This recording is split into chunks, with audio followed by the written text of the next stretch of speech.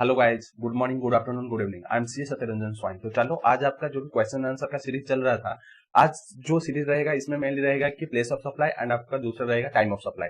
ये दोनों chapter exam point of view से बहुत इंपॉर्टेंट है, क्योंकि इससे आपका एग्जाम में कंपल्सरी क्वेश्चन ही क्वेश्चन आता है, एमसीक्यू आता है, प्लस लॉन्ग टाइम क्वेश्चन भी आता है थ्योरेटिकल।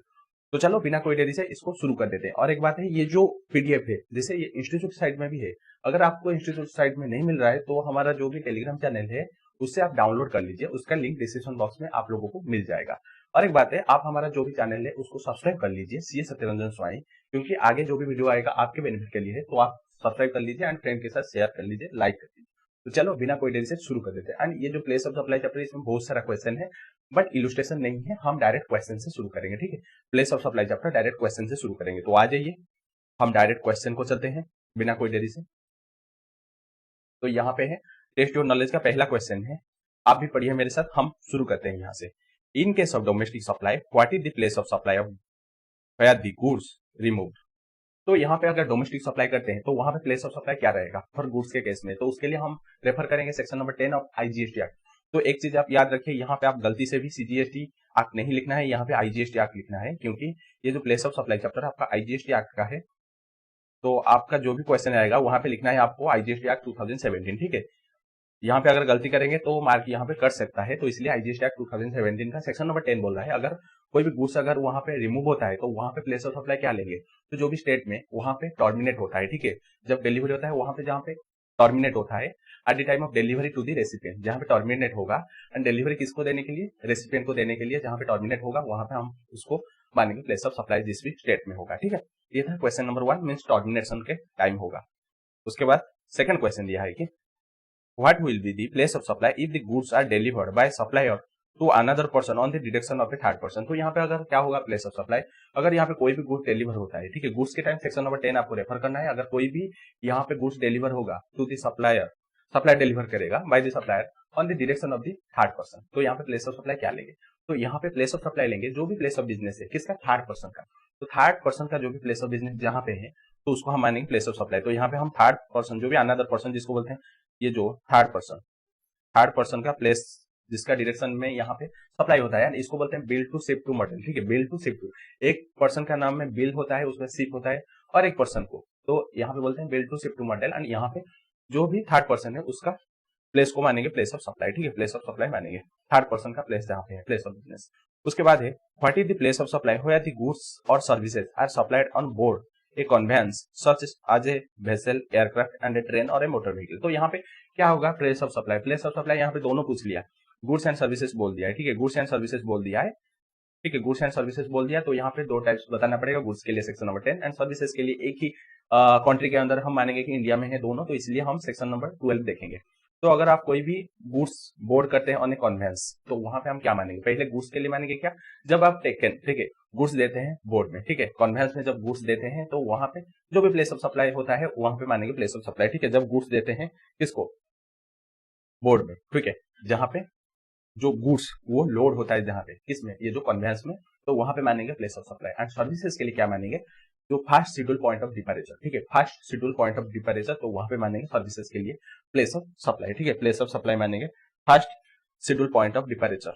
ठीक है, ये था गुड्स एंड सर्विसेज के लिए। उसके बाद चलो चलते हैं क्वेश्चन नंबर 4 को आ जाइए, क्योंकि इसमें बहुत सारा क्वेश्चन है एंड ये सिंपल क्वेश्चन है, मेनली ये प्रोविजन के बारे में पूछा है। यहाँ पे हम ज्यादा टाइम नहीं लगाएंगे, जब आगे केस स्टडी आएगा, बड़ा बड़ा केस स्टडी, तो वहां पे हम टाइम लगाएंगे। ठीक है, तो यहाँ पे क्वेश्चन नंबर 4 में दिया है कि the place of supply in relation to immovable property situated in India is the location of the immovable property। तो यहाँ पे place of supply in relation to immovable property जो कि located in India है, तो हम वहां पे क्या लेंगे, location of the immovable property हम मानेंगे प्लेस ऑफ सप्लाई। ठीक है, ये सही बोल रहा है, सेक्शन नंबर 12 सही बोल रहा है। सपोज यहाँ पे एक रोड कंस्ट्रक्टेड हुआ है from Delhi to Mumbai covering multiple state, तो यहाँ पे अगर सपोज एक रोड वो कंस्ट्रक्टेड हुआ है दिल्ली से मुंबई तक, एंड वो बहुत सारा मल्टीपल स्टेट देकर वो कवर कर रहा है। ठीक है, what will B place of supply of construction of service, तो यहाँ पे प्लेस ऑफ सप्लाई क्या मानेंगे फॉर कंस्ट्रक्शन ऑफ सर्विसेज।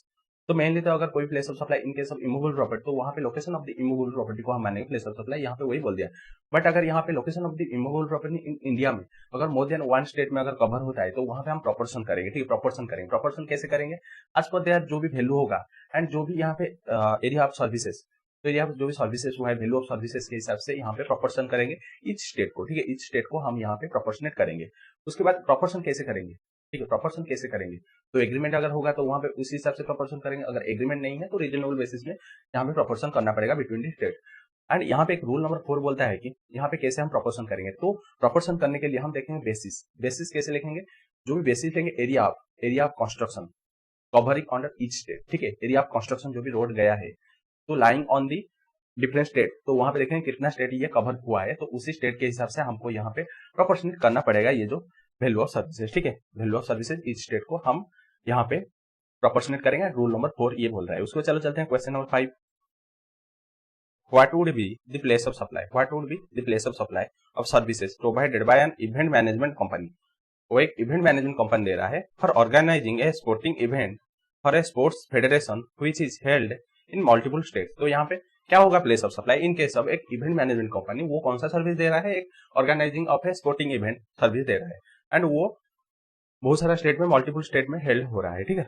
तो यहाँ पे प्लेस ऑफ सप्लाई क्या लेंगे, तो mainly place of supply in case of organisation of event के टाइम हम लेंगे अगर वो जो पर्सन रजिस्टर है, रेसिपिएंट अगर रजिस्टर है तो वहां पे प्लेस ऑफ रेसिपिएंट को मानेंगे यहाँ पे प्लेस ऑफ सप्लाई अगर रजिस्टर है। अगर रजिस्टर नहीं है तो वहां पे actual place of organisation of event जहां पे एक्चुअली इवेंट हेल्ड हुआ है, ठीक है। बट यहाँ पे event more than one state में यहाँ पे इवेंट ऑर्गेनाइज हो रहा है, तो यहाँ पे हम क्या लेंगे, तो यहाँ पे हम प्रोपोर्शन करेंगे on the basis of the amount of जितना भी अमाउंट यहाँ पे चार्ज कर रहा है, एक पूरा इवेंट के लिए जितना भी अमाउंट चार्ज कर रहा है तो उसको हम सेग्रीगेशन करेंगे, मींस प्रोपोर्शन करेंगे एज पर देयर सर्विस जितना भी वो प्रोवाइड किया है सेग्रीगेशन करेंगे। बट यहाँ पे अगर कॉन्ट्रैक्ट है, एग्रीमेंट है, कितना कितना सर्विस प्रोवाइड करेंगे उसी बेसिस में करेंगे, अगर नहीं है तो वहां पे हम रीजनल बेसिस लेंगे। एंड यहाँ पे रूल नंबर 5 बोल रहा है, रूल नंबर 5 बोल रहा है कि अगर यहाँ पे ऑर्गेनाइजेशन ऑफ इवेंट होगा तो वहां पे हम रूल नंबर 5 रेफर करेंगे एंड वहां पे हम कैसे सेग्रीगेशन करेंगे, जो भी आपका गैप बोलेगा, gap means general accepted accounting principle, तो जो भी गैप बोलेगा उसी हिसाब से हम यहाँ पे प्रोपोर्शन करेंगे, ठीक है। ये सब थ्योरेटिकल क्वेश्चन, इसको हम सब प्रोविजन में ऑलरेडी पढ़ चुके हैं एंड आगे भी रिविजन करेंगे। उसके बाद question number 6, what is the place of supply of services. तो यहाँ पे place of supply of services क्या होगा, by way of transportation of goods, transportation of goods including by mail और courier when both the supplier and recipient of the services are located in India. तो यहाँ पे place of supply क्या होगा services के time, जब हम transportation of goods करते हैं, सप्लायर एंड रेसिपिएंट दोनों इंडिया में है, इंक्लूडिंग आपका मेल और कोरियर है, दोनों इंडिया में है सप्लायर रेसिपिएंट। तो मेनली अगर रेसिपिएंट अगर रजिस्टर है तो वहां पे प्लेस ऑफ रेसिपिएंट को मानेंगे प्लेस ऑफ सप्लाई।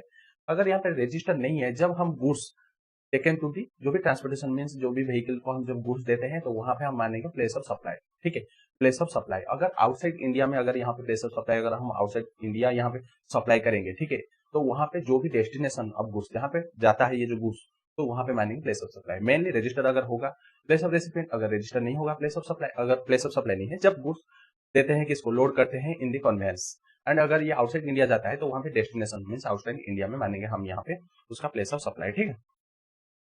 उसका question number 7, what will be the place of supply of passenger transportation service, ठीक है, what is the place of supply of transportation of passenger service if a person travels from Mumbai to Delhi and back to Mumbai. Means यहाँ पे वो जा रहा है, पहले Mumbai to Delhi जा रहा है, दिल्ली जा रहा है, उसके बाद दिल्ली से फिर बैक आ रहा है, मुंबई आ रहा है, तो यहाँ पे क्या लेंगे, यहाँ पे प्लेस ऑफ सप्लाई क्या लेंगे, तो ये सेक्शन नंबर 13 मानेंगे क्योंकि दोनों इंडिया में है सप्लायर एंड रेसिपिएंट, तो यहाँ पे हम प्लेस ऑफ सप्लाई मानेंगे।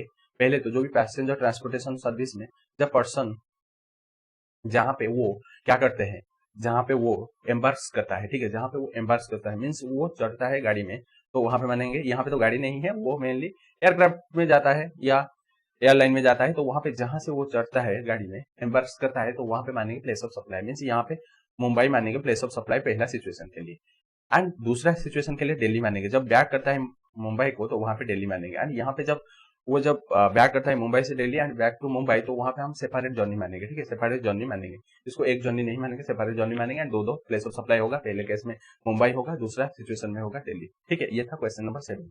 उसके बाद चलो चलते हैं क्वेश्चन नंबर 8 को, what is the place of supply for mobile connection. तो place of supply for mobile connection क्या होगा, can it be the location of supplier. तो यहाँ पे मोबाइल कनेक्शन के टाइम क्या होगा प्लेस ऑफ सप्लाई, एंड ये क्या होगा, क्या सप्लायर का लोकेशन को हम मानेंगे प्लेस ऑफ सप्लाई, नहीं, क्योंकि अगर प्लेस ऑफ सप्लाई सप्लायर का लोकेशन लेंगे ना तो यहाँ पे रेवेन्यू, वास्ट रेवेन्यू एक स्टेट को चला जाएगा, क्योंकि यहाँ पे अगर देखें मोबाइल कनेक्शन जो भी प्रोवाइड करता है जियो एयरटेल, वो उसका बिजनेस एक ही स्टेट पे है, बट वो अगर देखें इंडिया का सारा स्टेट को वो सर्विस प्रोवाइड कर रहा है। तो यहाँ पे अगर पूरा अगर रेवेन्यू चला जाएगा आपका मुंबई में फॉर एग्जाम्पल जियो के लिए, तो वहाँ पे मुंबई महाराष्ट्र का जो भी स्टेट गवर्नमेंट को बहुत सारा रेवेन्यू चला जाएगा। तो उसके लिए यहाँ पे हम प्लेस ऑफ सप्लाई कैलकुलेशन करेंगे as per section number 13 of the IGST act. तो यहाँ पे मेनली देखेंगे कि ये पोस्टपेड है या प्रीपेड है।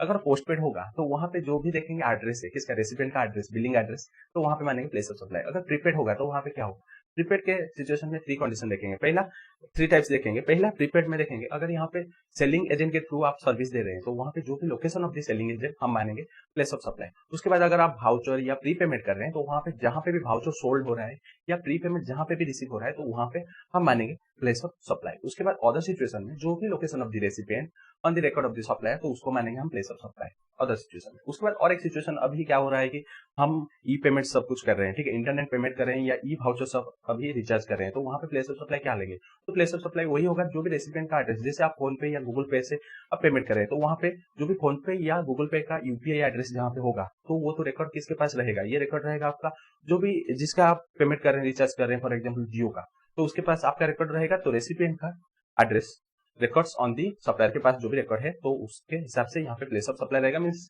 रेसिपिएंट का एड्रेस मेनली रहेगा प्लेस ऑफ सप्लाई, ठीक है। ये हो गया क्वेश्चन नंबर 8। उसके बाद चलो चलते हैं क्वेश्चन नंबर 9 को। बहुत सारा क्वेश्चन है एंड टाइम तो लगेगा। A person from Mumbai goes to Kullu Manali. तो यहाँ पे एक पर्सन वो मुंबई से जा रहा है कुल्लू मनाली। मनाली कहाँ पे है, हिमाचल प्रदेश, ठीक है, एचपी पे है, हिमाचल प्रदेश में है Kullu Manali. And takes some services from ICICI bank in Manali. And वो सर्विस लेता है कहां से, आईसीआईसीआई बैंक मनाली से वो सर्विस लेता है, ठीक है। What is the place of supply, तो प्लेस ऑफ सप्लाई क्या होगा, तो यहाँ पे देखना पड़ेगा कि वो जो पर्सन वो रजिस्टर है या ऑन रजिस्टर है। अगर वो रजिस्टर है तो वहां पे जो भी पर्सन का रेसिपिएंट जो भी है रेसिपिएंट का लेंगे प्लेस ऑफ सप्लाई रेसिपिएंट का एड्रेस। अगर रेसिपिएंट यहाँ पे रजिस्टर है, अगर रेसिपिएंट ऑन रजिस्टर है तो वहां पे क्या लेंगे, location of the supplier, supplier का लोकेशन लेंगे। तो सप्लायर यहाँ पे कौन है, ये आईसीआईसीआई बैंक मनाली है, तो यहाँ पे प्लेस ऑफ सप्लाई मानेंगे। अगर रजिस्टर है तो वहां पे मानेंगे रजिस्टर्ड पर्सन का एड्रेस, अगर ऑन रजिस्टर है तो यहाँ पे ICICI bank Manali, Manali means यहाँ पे एचपी मानेंगे प्लेस ऑफ सप्लाई। समझ आ गया, सिंपल है। यहाँ पे मेनली प्रोविजन ही पूछ रहा है। उसके बाद क्वेश्चन नंबर 10 है, an unregistered person from Gurugram travels by Air India flight from Mumbai to Delhi. तो यहाँ पे एक अनरजिस्टर्ड पर्सन वो गुरुग्राम से ट्रैवल कर रहा है एयर इंडिया फ्लाइट से मुंबई को जा रहा है, मुंबई से दिल्ली को जा रहा है, ठीक है। उसके बाद गेट्स ट्रैवल इंश्योरेंस, उसका जो भी ट्रैवल इंश्योरेंस डॉन इन मुंबई, उसका ट्रैवल इंश्योरेंस ले रहे हैं मुंबई में। तो यहाँ पे एक अनरजिस्टर्ड पर्सन वो गुरुग्राम से जा रहा है एयर इंडिया में फ्लाइट में, एंड कहां से जा रहा है, मुंबई टू दिल्ली। एंड वहां पे वो मुंबई में क्या कर रहा है, ट्रैवल जो भी इंश्योरेंस लेता है ट्रैवल इंश्योरेंस। तो यहाँ पे प्लेस ऑफ सप्लाई क्या होगा, what is the place of supply of insurance service. तो यहाँ पे मेन इंश्योरेंस सर्विसेज के बारे में आपको बताना है, ना कि यहाँ पे जो ट्रैवल सर्विसेज के बारे में नहीं बोलना है आपको। मैं ये जो ट्रैवल इंश्योरेंस का क्या होगा प्लेस ऑफ सप्लाई। तो इंश्योरेंस के टाइम सेक्शन नंबर 13 क्या बोल रहा है, सॉरी 12 क्या बोल रहा है, तो सेक्शन नंबर 12 बोल रहा है अगर इंश्योरेंस के टाइम अगर यहाँ पे रेसिपिएंट रजिस्टर है तो यहाँ पे रेसिपिएंट का एड्रेस को मानेंगे प्लेस ऑफ सप्लाई। अगर रेसिपिएंट ऑन रजिस्टर है मींस यहाँ पे ऑन रजिस्टर है, तो ऑन रजिस्टर है तो वहां पे रेसिपिएंट का जो भी एड्रेस है जिसके पास सप्लायर के पास जो भी एड्रेस है, तो रेसिपिएंट का तो एड्रेस है गुरुग्राम है, ठीक है, गुरुग्राम है जो कि हरियाणा में है, तो यहाँ पे हरियाणा गुरुग्राम होगा प्लेस ऑफ सप्लाई। समझ आ गया, सिंपल क्वेश्चन है। तो उसके बाद चलो चलते हैं क्वेश्चन नंबर 11 है, XY limited register in Rajasthan. तो यहाँ पे XY लिमिटेड वो रजिस्टर है राजस्थान में है and received a legal services, ये रिसीव कर रहा है लीगल सर्विसेज किससे, from an attorney in UK and on related person in relation to registration of a trademark in UK. तो यहाँ पे एक XYZ लिमिटेड है रजिस्टर इन राजस्थान है एंड वो रिसीव कर रहा है लीगल सर्विसेज किससे, यूके फ्रॉम एन अटॉर्नी से, ठीक है। वो सब लीगल काम जो करते हैं उसको बोलते हैं अटॉर्नी यूके के लैंग्वेज में। एंड यहाँ पे वो एक ऑन रिलेटेड पर्सन है एंड वो रजिस्ट्रेशन किसके लिए लेता है, ट्रेडमार्क इन यूके, यूके में ट्रेडमार्क के लिए वो रजिस्ट्रेशन लेता है, ठीक है। उसके बाद ए कंसिडरेशन कितना है, पाउंड है, 8000 pound was paid by the company to the attorney in UK। तो यूके में वो अटॉर्नी को कितना पेमेंट कर रहे हैं, वो 8000 पाउंड पेमेंट कर रहे हैं। तो यहाँ पे अगर देखेंगे ये है XY लिमिटेड है एंड यहाँ पे है अटॉर्नी, ठीक है, ए है एंड ये मेनली यहाँ पे सर्विस दे रहा है एंड उसके लिए वो पेमेंट कर रहे हैं 8000 पाउंड, ठीक है, 8000 पाउंड दे रहे हैं। तो यहाँ पे क्या पूछ रहा है, तो यहाँ पे डिटरमाइन करना है प्लेस ऑफ सप्लाई क्या होगा for services and suggest if XY limited is required to pay tax on the reverse charge on this transaction, तो यहाँ पे XY लिमिटेड वो यहाँ पे रिवर्स चार्ज में टैक्स देगा क्या? तो चलो देख लेते हैं। पहले तो यहाँ पे ये जो XY लिमिटेड कौन सा सर्विस ले रहा है? Legal services. तो लीगल सर्विसेज यहाँ पे सेक्शन नंबर 12 लगेगा या 13 लगेगा? तो सेक्शन नंबर 12 कहाँ पे लगता है? जब जो रेसिपिएंट एंड सप्लायर दोनों इंडिया में है। यहाँ पे अगर देखेंगे ये है इंडिया में है, XY लिमिटेड इंडिया में है, बट यहाँ पे ये है आपका यूके में है, मीन्स एक पार्टी बाहर है, तो वहां पे सेक्शन नंबर 13 लगेगा। सेक्शन नंबर 13 में आपका सबसेक्शन 3 से सबसेक्शन 13 तक बहुत सारा लिस्ट दिया है स्पेसिफिक सर्विस के लिए। तो ये जो लीगल सर्विस उसमें आएगा क्या? नहीं आएगा, उसमें कोई भी स्पेसिफिकली सर्विस नहीं है। तो इसीलिए हमको सेक्शन नंबर 13 सबसेक्शन 2 देखना पड़ेगा कि यहाँ पे जो आपका जनरल प्रोविजन दिखना पड़ेगा। तो जनरल प्रोविजन बोल रहा है कि जहाँ पे यहाँ पे रेसिपिएंट का लोकेशन लेंगे, ठीक है, रेसिपिएंट यहाँ पे इंडिया का है, तो रेसिपिएंट का लोकेशन देखेंगे वो इंडिया में है, जो कि है XY लिमिटेड का है, जो कि है राजस्थान में है, ठीक है, राजस्थान में है XY लिमिटेड, ठीक है।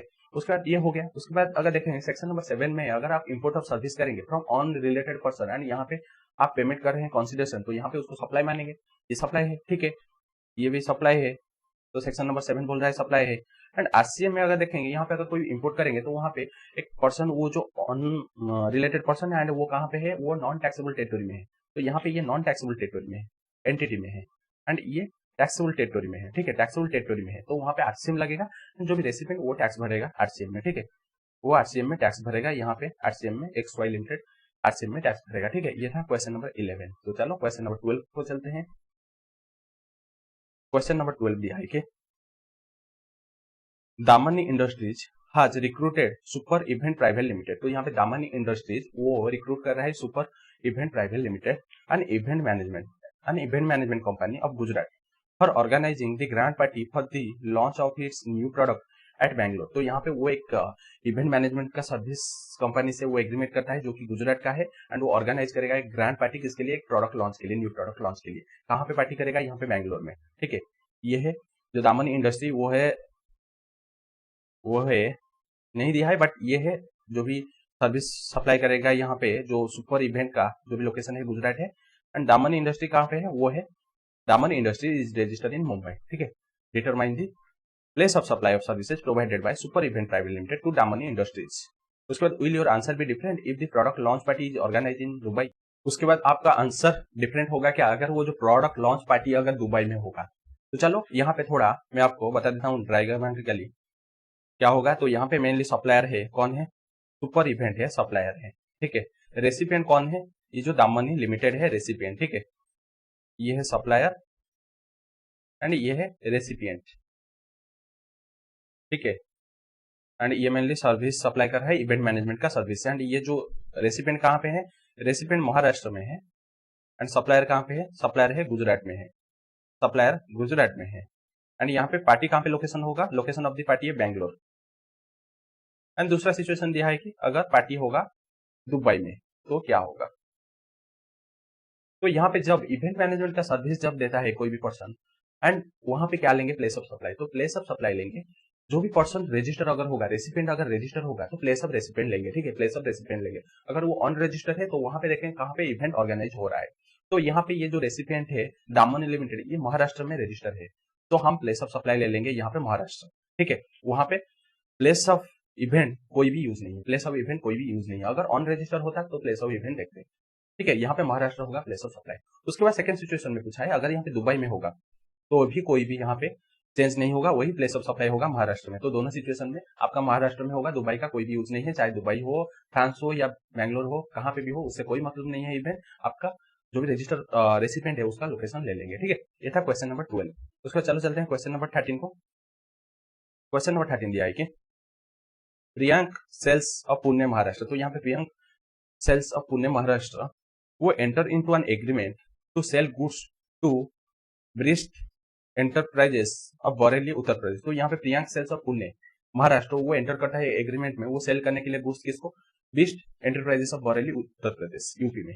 While the goods were being packed in Pune godown of Priyank Sales, Beast got an order from Sahil Limited of Simonga, Karnataka for the said goods। जब वो गुड्स पैक हो रहा था तो वहां पे वो जो रेसिपिएंट उसको एक ऑर्डर आता है, कहाँ से? वो कर्नाटका में आता है, किससे? साहिल से। एंड वो एक ऑर्डर आता है, उसके बाद बीस्ट एंटरप्राइजेज जो भी रेसिपिएंट वो एग्री करता है सप्लाई करने के लिए दिस सेड गुड्स टू साहिल। तो वो एग्री कर देता है कि वो साहिल को सप्लाई कर देगा। तो मैं आपको समझा देता हूँ, पहले पढ़ लेते हैं। उसके बाद आज Priyank sales to deliver the goods to Sahil private limited at सीमांग। तो यहाँ पे उसको बोल रहे हैं कि प्रियंक सेल जो सप्लायर को बोल रहे हैं कि तुम उसको साहिल प्राइवेट लिमिटेड को सप्लाई कर दो, जो कि कर्नाटका में है। You are required to determine the place of supply in the above situation. Place of supply यहाँ पे डिटरमाइन करना है। तो यहाँ पे पहले प्रियंक सेल्स सप्लायर है एंड रेसिपेंट यहाँ पे है कौन, बीस्ट एंटरप्राइजेस है। एंड यहाँ पे प्रियंक कहाँ पे है, महाराष्ट्र में है, सप्लायर महाराष्ट्र में है। एंड रेसिपेंट कहाँ पे है, यहाँ पे बीस्ट सेल्स कहाँ पे यूपी में है, उत्तर प्रदेश में है, ठीक है, यूपी में है। तो ये ऑर्डर मेनली था, ये इसको प्रोवाइड करना था। जब पैकिंग चल रहा था तो वहां पे उसको एक ऑर्डर आता है कहाँ से, साहिल से।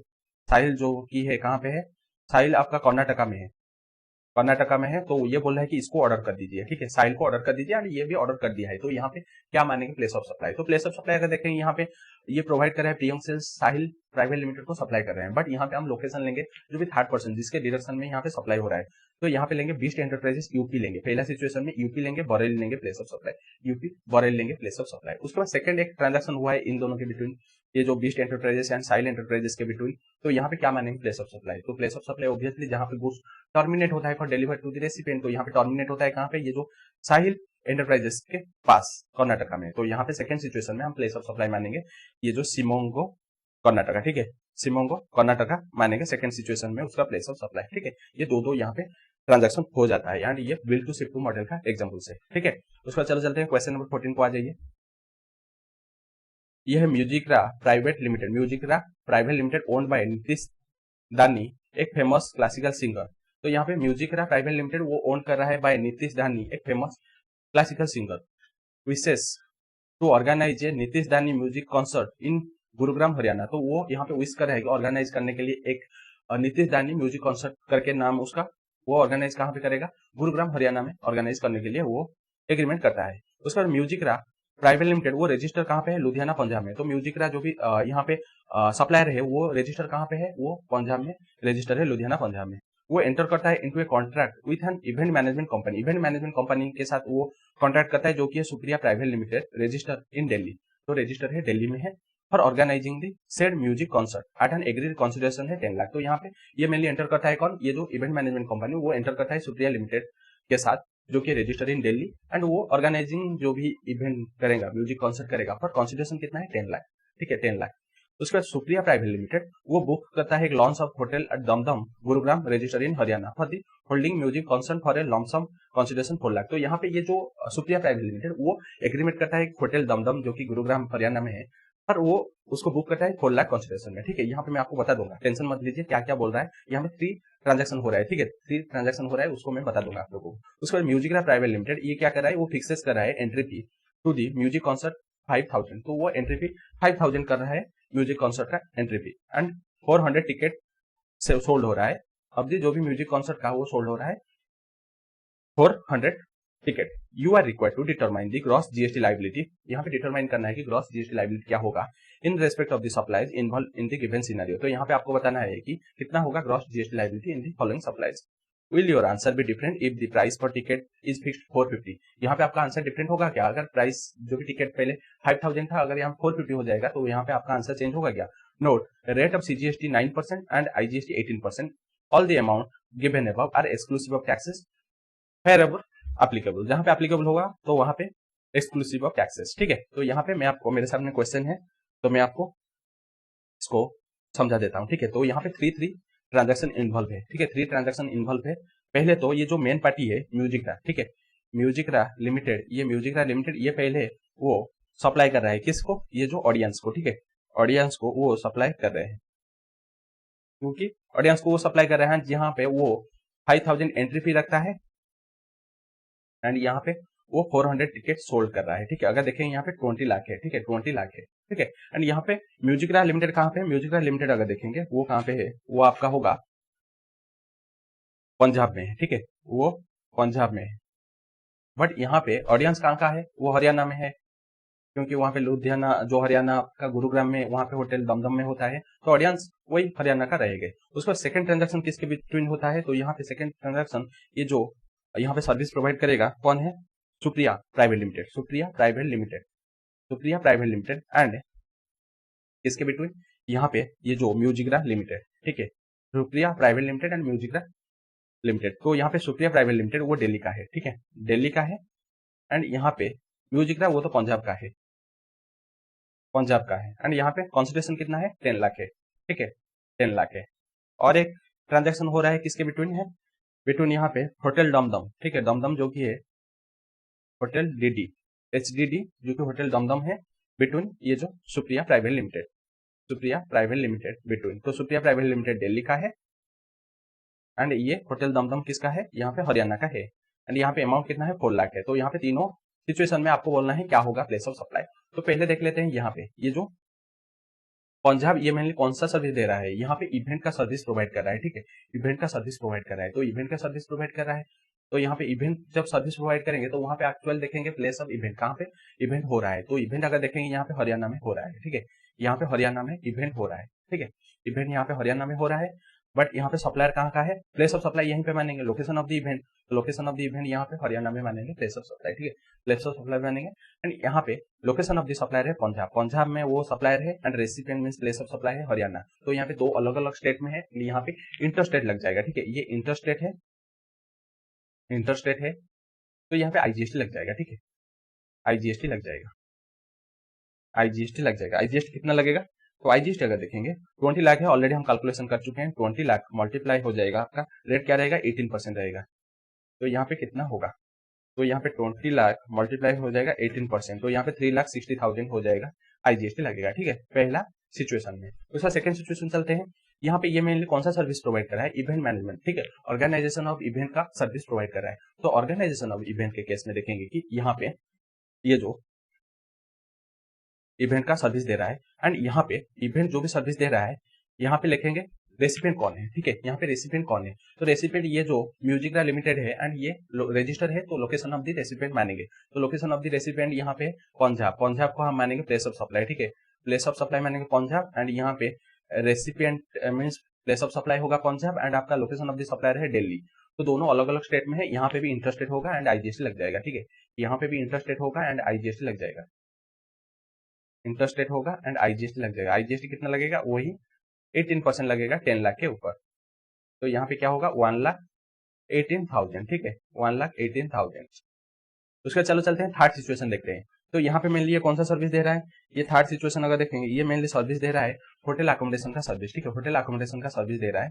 एंड होटल अकोमोडेशन सर्विस जहाँ पे देखेंगे related to the immovable property, immovable property के रिलेटेड है। तो होटल कहाँ पे है, होटल अगर देखेंगे location of the immovable property देखेंगे जो कि होटल दमदम है। तो दमदम कहाँ पे है, हरियाणा में है, तो होटल जहाँ पे है तो यहाँ पे हरियाणा में है होटल, होटल का लोकेशन लेंगे एंड यहाँ पे प्लेस ऑफ सप्लाई वही हरियाणा मानेंगे एंड यहाँ पे सप्लायर का भी लोकेशन है हरियाणा। तो ये दोनों के बीच जो भी ट्रांजेक्शन हुआ है यहाँ पे इंटरेस्टेड सप्लाई हुआ है, ठीक है, इंटरेस्टेड सप्लाई हुआ है। तो इंटरेस्टेड सप्लाई जहाँ पे होगा सीजीएसटी एसजीएसटी लगेगा, ठीक है, सीजीएसटी एसजीएसटी 9% करके लगेगा, ठीक है, सीजीएसटी एंड एसजीएसटी 9% करके लगेगा। कितना है 4 लाख मल्टीप्लाई हो जाएगा 9%, 4 लाख मल्टीप्लाई हो जाएगा 9%। सिंपल क्वेश्चन है बट आपको अच्छे से पढ़ना पड़ेगा, ठीक है। तो ये होगा 36,000, 36,000। और एक क्वेश्चन पूछा है अगर यहाँ पे एंट्री टिकट भी अगर 450 रुपीज होगा तो वहां पे एग्जाम्शन मिल जाएगा, ठीक है, यहाँ पे अगर एंट्री फी अगर होगा, एंट्री टिकट अगर 450 होगा तो वहां पे एग्जाम्शन मिल जाएगा। क्योंकि हम देखे थे जब कोई भी आप एंट्री करते हैं तो एनी इवेंट और कोई भी अगर देखें प्लानिटोरियम तो एग्जाम हो जाएगा, कोई भी इवेंट ऑर्गेनाइजेशन या कोई भी अगर देखेंगे स्पोर्टिंग इवेंट जहाँ पे अगर आप एंट्री करेंगे तो वहां पे 500 से अगर कम होगा एग्जाम मिल जाएगा, 500 से अगर ज्यादा होगा तो वहां पे टैक्सेबल हो जाएगा। तो यहाँ पे entry fee of the ticket वो 450 है तो यहाँ पे एग्जाम्शन अवेलेबल हो जाएगा, ठीक, ये सिचुएशन में एग्जाम हो जाएगा, कोई भी टैक्स नहीं लगेगा, ठीक है, मींस ये पहला वाला सिचुएशन में एग्जाम हो जाएगा अगर एंट्री टिकट अगर 450 होगा, ठीक है। उसके बाद क्वेश्चन नंबर 15 को चलते हैं, आ जाइए। क्वेश्चन नंबर 15 दिया है कि आरएसटी इनकॉर्पोरेशन एक corn chips manufacturing company based in USA. तो यहाँ पे आरएसटी इनकॉर्पोरेशन वो एक कॉर्न चिप्स मैन्युफैक्चरिंग कंपनी जो यूएसए में है एंड वो इंटेंड कर रहा है to launch a product in India. तो वो इंटेंड कर रहा है लॉन्च करने के लिए उसका प्रोडक्ट इंडिया में। However the company wishes to know the taste and sensitivity of Indians before launching its product in India. तो वो चाहता है कि टेस्ट कैसा रहेगा इंडिया में, कैसा उनका इंडिया में वो प्रोडक्ट को कैसे एक्सेप्ट करेंगे या नहीं करेंगे, उसके लिए वो सर्वे करना चाहता है, सेंसिटिविलिटीज कैसा रहेगा तो उसको एक सर्वे करना चाहता है। फॉर दिस पर्पज वो क्या कर रहा है, एक RST incorporation has approach ABC consultant Mumbai Maharashtra to carry out a survey in India to enable it to make changes if any in its production to suits Indian taste. तो वो जो सर्वे सर्वे के लिए वो अप्रोच कर रहा है एबीसी कंसल्टेंट, वो एक मुंबई मीन्स महाराष्ट्र का कंपनी है, तो उनको वो अप्रोच कर रहा है कि सर्वे करने के लिए कैसे रहेगा टेस्ट, ठीक है, टेस्ट कैसे रहेगा इंडियन ऑडियंस का, तो इसी हिसाब से वो उसको चेंज करेगा उसका प्रोडक्ट में, ठीक है। तो वो एबीसी कंसल्टेंट को अपॉइंट कर रहा है फॉर सर्वेयर। उसके बाद the survey is to be solely based on the oral replies of the service, they not be provided any sample by RST incorporation to test. तो यहाँ पे मेनली वो जो सर्वे होगा ओरल सर्वे रहेगा, इसमें कोई भी प्रोडक्ट को वो प्रोवाइड नहीं करेगा, वो जो आरएसटी इनकॉर्पोरेशन कोई भी यहाँ पे प्रोडक्ट प्रोवाइड नहीं करेगा, ओनली यहाँ पे सर्वे मींस कैसे आपको पसंद है ना पसंद है वो सब सर्वे करके लाएंगे। उसका ABC consultant will be paid in convertible foreign exchange for the assignment, जो भी यहाँ पे पैसा है वो उसको कंसिडरेशन केस में देगा कन्वर्टेबल फॉरेन एक्सचेंज में, with reference to the provision of the GST law determine the place of supply of the service. तो यहाँ पे आपको डिटरमाइन करना है कि place of supply of services क्या होगा। Also explain whether the set supply will amount to export of service. Also आपको बताना है ये जो सेट ऑफ सप्लाई वो एक्सपोर्ट मानेंगे क्या। तो यहाँ पे हमारा पहला काम रहेगा इसका प्लेस ऑफ सप्लाई डिटरमाइन करना है। तो प्लेस ऑफ सप्लाई मींस यहाँ पे रेसिपिएंट कौन है, आरएसटी इनकॉर्पोरेशन जो कि यूएसए का कंपनी है, एंड सप्लायर यहाँ पे इंडिया का है, ठीक है। सप्लायर कौन है, एबीसी, एबीसी इंडिया का है, ये मेनली कंसल्टेंसी सर्विस सर्वेयर का सर्विस दे रहा है, ठीक है। तो यहाँ पे क्या होगा, ये इंडिया का है, तो यहाँ पे इंडिया का एक है एंड एक आउटसाइड इंडिया का है, तो यहाँ पे सेक्शन नंबर 13 लगेगा, ठीक है, सेक्शन नंबर 13 लगेगा। एंड यहाँ पे हम प्लेस ऑफ सप्लाई किसको मानेंगे, लोकेशन ऑफ दी किसको, रेसिपिएंट को मानेंगे प्लेस ऑफ सप्लाई, ठीक है, लोकेशन ऑफ दी रेसिपिएंट को मानेंगे प्लेस ऑफ सप्लाई, क्योंकि यहाँ पे एक बंदा बाहर है, तो यहाँ पे सेक्शन नंबर 13 लगेगा एंड सेक्शन नंबर 13 सबसेक्शन 2 के हिसाब से लोकेशन ऑफ दी रेसिपिएंट मानेंगे प्लेस ऑफ सप्लाई। तो यहाँ पे location of the recipient place of supply means ये होगा प्लेस ऑफ सप्लाई, ठीक है। तो यहाँ पे प्लेस ऑफ सप्लाई पहले पूछा था, तो यहाँ पे यूएसए हो जाएगा प्लेस ऑफ सप्लाई। दूसरा पूछा है कि यहाँ पे एक्सपोर्ट होगा क्या, तो एक्सपोर्ट के लिए 5 कंडीशन है। पहला सिचुएशन है कि कंडीशन है कि यहाँ पे location of the supplier India में होना चाहिए, इंडिया में है लोकेशन ऑफ द सप्लायर। उसका लोकेशन ऑफ द रेसिपिएंट कहाँ पे है, तो लोकेशन ऑफ द रेसिपिएंट है यहाँ पे यूएसए में है, आउटसाइड इंडिया में है, ठीक है, यूएसए में है, आउटसाइड इंडिया होना चाहिए। थर्ड में place of supply outside India होना चाहिए, ये भी है place of supply outside India है। उसके बाद फोर्थ पॉइंट है कि यहाँ पे जो भी supplier and recipient related party नहीं होना चाहिए, रिलेटेड पर्सन नहीं होना चाहिए, यहाँ पे भी वो रिलेटेड पर्सन नहीं है, ये भी रिलेटेड पर्सन नहीं है, मींस ये भी कंडीशन सेटिस्फाई हो गया है। एंड जो भी यहाँ पे कंसिडरेशन वो कन्वर्टेबल फॉरेन एक्सचेंज में रिसीव करना चाहिए, यहाँ पे बता दिया है कि हाँ कन्वर्टेबल फॉरेन एक्सचेंज में यहाँ पे रिसीव कर रहा है, ठीक है। तो यहाँ पांचों कंडीशन सेटिस्फाई हो गया, तो इसको एक्सपोर्ट ही मानेंगे, ठीक है, एक्सपोर्ट मानेंगे। ये था क्वेश्चन नंबर 15। उसको चलो चलते हैं क्वेश्चन नंबर 16, ठीक है। क्वेश्चन नंबर 16 को चलते हैं, क्या दिया है, ABC private limited New Delhi का है, provide support services to foreign customer. तो यहाँ पे वो प्रोवाइड कर रहा है support service to foreign customer in relation to procuring goods from India. किसके लिए वो प्रोक्योर करेंगे, गुड्स इंडिया से। The company identifies the prospective vendor, reviews product quality and pricing and then shares the vendor's details with the foreign customer. तो यहाँ पे ये क्या करता है, ये आइडेंटिफाई करता है जो भी वेंडर इंडिया में, एंड वो उसको रिव्यू करता है, quality and pricing and quantity को लेकर रिव्यू करता है। उसके बाद वो फॉरेन कस्टमर को प्रोवाइड कर देता है रिव्यू सब। उसके बाद फॉरेन कस्टमर उसी बेसिस में वो डायरेक्टली प्लेस करते हैं purchase order on the Indian vendor for purchase of the specified goods. तो इंडियन वेंडर से वो परचेज करके लेते हैं, कौन, ये जो फॉरेन कस्टमर डायरेक्टली परचेज करके ले देते हैं। उसके बाद ABC private limited charges it's foreign customer cost plus 100% markup for service provided by. तो यहाँ पे वो चार्ज कर रहा है, जो भी इंडियन वेंडर क्या चार्ज कर रहे हैं, एबीसी लिमिटेड मेनली चार्ज कर रहा है, जो भी उसका कॉस्ट प्लस 10% मार्कअप वो चार्ज कर रहा है, ठीक है, 10% मार्कअप वो चार्ज कर रहा है। द कंपनी हर चार्ज $1 लाख चार्ज कर रहा है exclusive of GST to its foreign customer. तो वो चार्ज कर रहा है $1 lakh exclusive of GST foreign customer से for the services provided to its. जो भी यहाँ पे रिव्यू का जो भी सर्विस प्रोवाइड करता है, सपोर्ट सर्विस जो भी प्रोवाइड करता है, उसके लिए $1 लाख चार्ज कर रहा है। With reference to the provision of the GST law, आपको एग्जामिन करना है कि whether the set supply will amount to export of service. तो आपको यहाँ पे बताना है ये जो सेट सप्लाई है ये आपका एक्सपोर्ट होगा क्या, एक्सपोर्ट ऑफ सर्विस होगा क्या। तो उसके लिए हमको पहले प्लेस ऑफ सप्लाई डिटरमाइन करना पड़ेगा। तो यहाँ पे प्लेस ऑफ सप्लाई में पहले एबीसी लिमिटेड है, वो इंडिया का है, इंडिया में है, इंडिया में। उसके बाद ये कौन सा है, ये फॉरेन कस्टमर है, फॉरेन कस्टमर है, ये मेनली रिव्यू का सर्विस लेते हैं एंड उसके लिए वो $1 लाख पेमेंट करते हैं। तो ये फॉरेन कस्टमर मींस ये आउटसाइड इंडिया में है। तो उसके लिए हमको पहले देखना पड़ेगा प्लेस ऑफ सप्लाई क्या होगा। तो प्लेस ऑफ सप्लाई ये मेनली जो सर्विस प्रोवाइड करता है, ये इंटरमीडिएट का सर्विस प्रोवाइड करता है, क्योंकि यहाँ पे वो सपोर्ट प्रोवाइड करता है, actual goods and service provide नहीं कर रहा है। एबीसी लिमिटेड ये mainly support review services and pricing quantity and quality को लेकर रिव्यू सर्विस प्रोवाइड कर रहा है, ये मेनली इंटरमीडिएट है, ठीक है। ये मेनली एबीसी लिमिटेड को हम बोलेंगे यहाँ पे इंटरमीडिएट, इंटरमीडिएट यहाँ पे बोलेंगे एबीसी लिमिटेड को। तो इंटरमीडिएट सर्विसेज के टाइम ये मेनली ये जो सर्विस प्रोवाइड कर रहे हैं, तो यहाँ पे प्लेस ऑफ सप्लाई कहाँ पे मानेंगे, तो यहाँ पे एबीसी लिमिटेड जो भी सर्विस प्रोवाइडर है, एंड रेसिपिएंट है यहाँ पे फॉरेन कस्टमर। तो फॉरेन कस्टमर तो यहाँ पे रेसिपिएंट का प्लेस नहीं लेंगे, यहाँ पे लेंगे सप्लायर का प्लेस लेंगे, ठीक है। तो यहाँ पे सप्लायर कौन है, एबीसी लिमिटेड, तो उसका प्लेस लेंगे प्लेस ऑफ सप्लाई, ठीक है। यहाँ पे प्लेस ऑफ सप्लाई लेंगे एबीसी लिमिटेड, क्योंकि यहाँ पे इंडिया में है प्लेस ऑफ सप्लाई, तो यहाँ पे इंडिया में मानेंगे प्लेस ऑफ सप्लाई, क्योंकि लोकेशन ऑफ द सप्लायर है एबीसी लिमिटेड इंटरमीडिएट सर्विसेज के टाइम। एंड यहाँ पे सेक्शन नंबर 13 लगेगा, क्योंकि यहाँ पे location of the supplier and recipient वो अलग अलग जगह है, मींस एक इंडिया में है एक आउटसाइड इंडिया में है, सेक्शन नंबर 13। एंड यहाँ पे लोकेशन ऑफ द सप्लायर मानेंगे प्लेस ऑफ सप्लाई, ठीक है।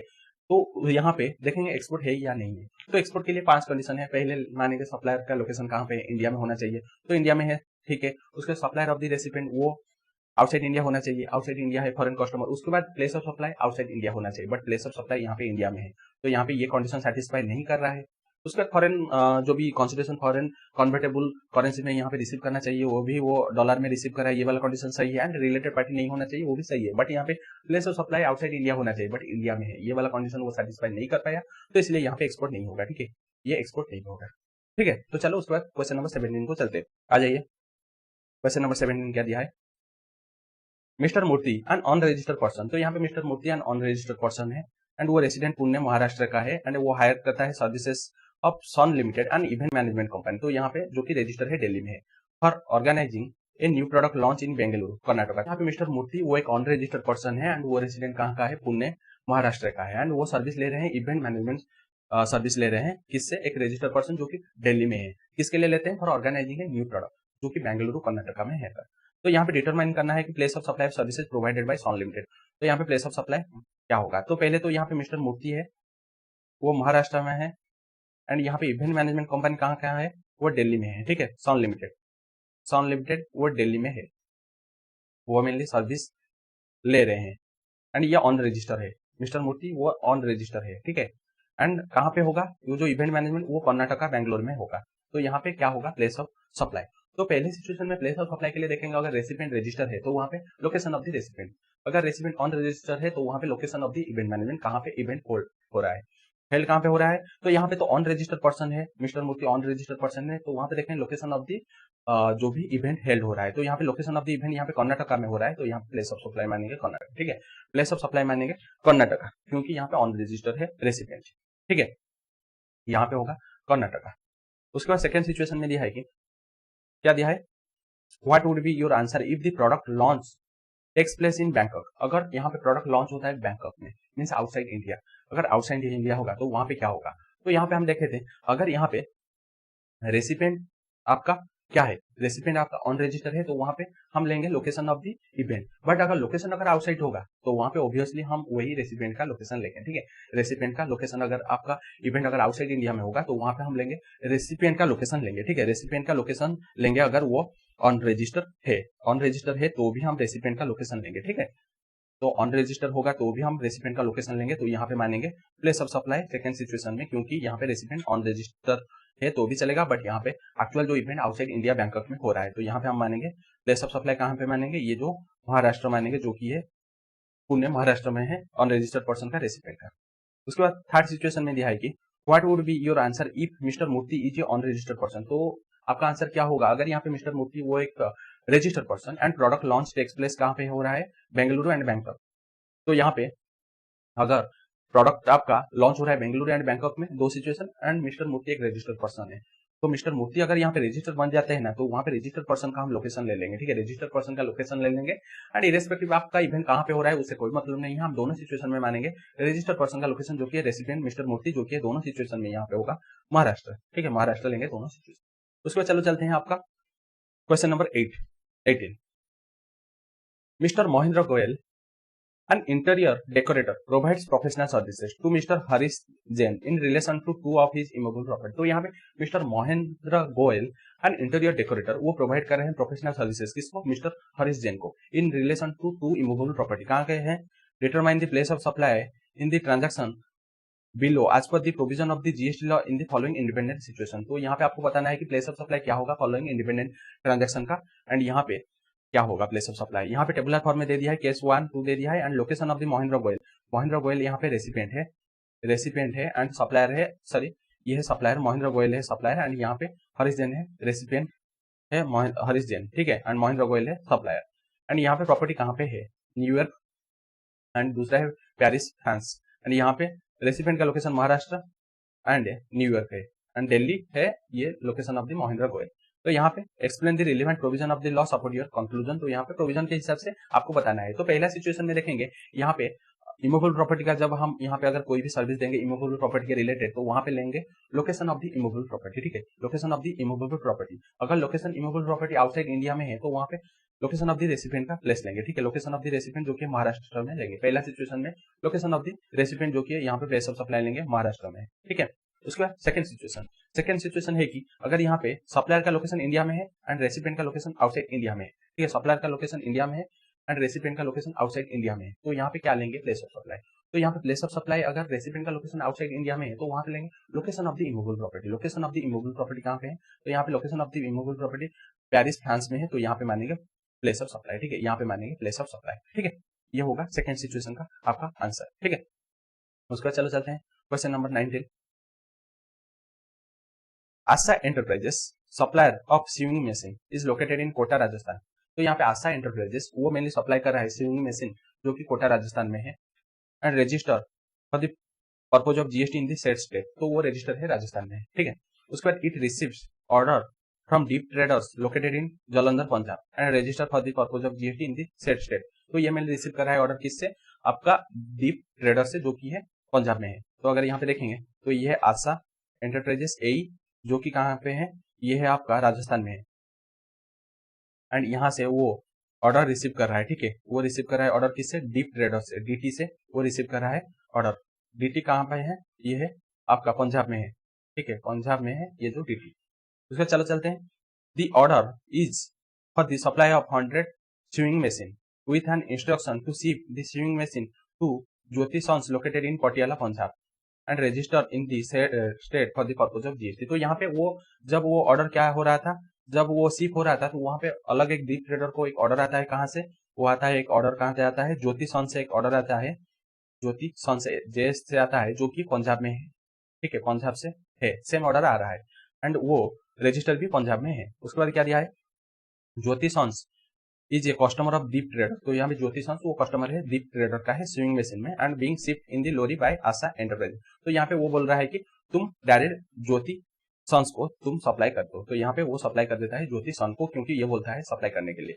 तो यहाँ पे मेनली पूछा है कि briefly explain the following the place of supply. तो यहाँ पे प्लेस ऑफ सप्लाई पहले डिटरमाइन करना है। तो ये mainly build to ship to model का केस है। तो build to ship to model के केस में हम लेंगे जो भी थर्ड पर्सन का डायरेक्शन में यहाँ पे सप्लाई हो रहा है। तो यहाँ पे थर्ड पर्सन क्या है, ये जो डीप ट्रेडर्स है, तो इसका लोकेशन मानेंगे प्लेस ऑफ सप्लाई क्योंकि उसके डायरेक्शन में यहाँ पे जो भी सप्लाई हो रहा है किसको, ज्योति सन को, ठीक है। तो इसलिए इसका हम लोकेशन लेंगे प्लेस ऑफ सप्लाई। उसके बाद अलग एक ट्रांजेक्शन यहाँ पे होता है ये दोनों के बिटवीन, ये जो Deep traders and Jyoti sons के बीच। तो यहाँ पे ये जो ट्रांजेक्शन में क्या होगा, तो ये जो ट्रांजेक्शन में हम मानेंगे ये सप्लायर कौन है, सप्लायर होगा डीप ट्रेडर्स एंड रेसिपिएंट होगा ज्योति सन्स। तो यहाँ पे मानेंगे प्लेस ऑफ सप्लाई जहां पे आपका गुड्स टर्मिनेट करता है। टर्मिनेट कहाँ पे होता है, तो यहाँ पे पंजाब में टर्मिनेट होता है for deliver to the recipient. तो यहाँ पे पंजाब माने place of supply second situation में, ठीक है, सेकंड सिचुएशन। तो यहाँ पूछा है नेचर ऑफ सप्लाई क्या होगा, वेदर इंटरस्टेट सप्लाई या interstate supply and CGST SGST लगेगा या आईजीएसटी लगेगा। तो पहले सिचुएशन में ये जो दोनों के बीच जो भी ट्रांजेक्शन हुआ है ये राजस्थान में है एंड ये पंजाब में है। तो यहाँ पे पहले सिचुएशन के ऊपर यहाँ पे लगेगा इंटर स्टेट होगा क्योंकि दोनों अलग अलग स्टेट में है, इंटर स्टेट होगा एंड आईजीएसटी लगेगा, ठीक है, आईजीएसटी लगेगा पहला ट्रांजेक्शन के लिए। एंड दूसरा ट्रांजेक्शन ये दोनों के बीच जो भी ट्रांजेक्शन हुआ है ये दोनों एक ही स्टेट के अंदर, पंजाब के अंदर। तो यहाँ पे इसको बोलेंगे इंटर स्टेट एंड यहाँ पे सीजीएसटी एसजीएसटी लगेगा, ठीक है, सीजीएसटी एंड एसजीएसटी लगेगा ये जो ट्रांजेक्शन के ऊपर।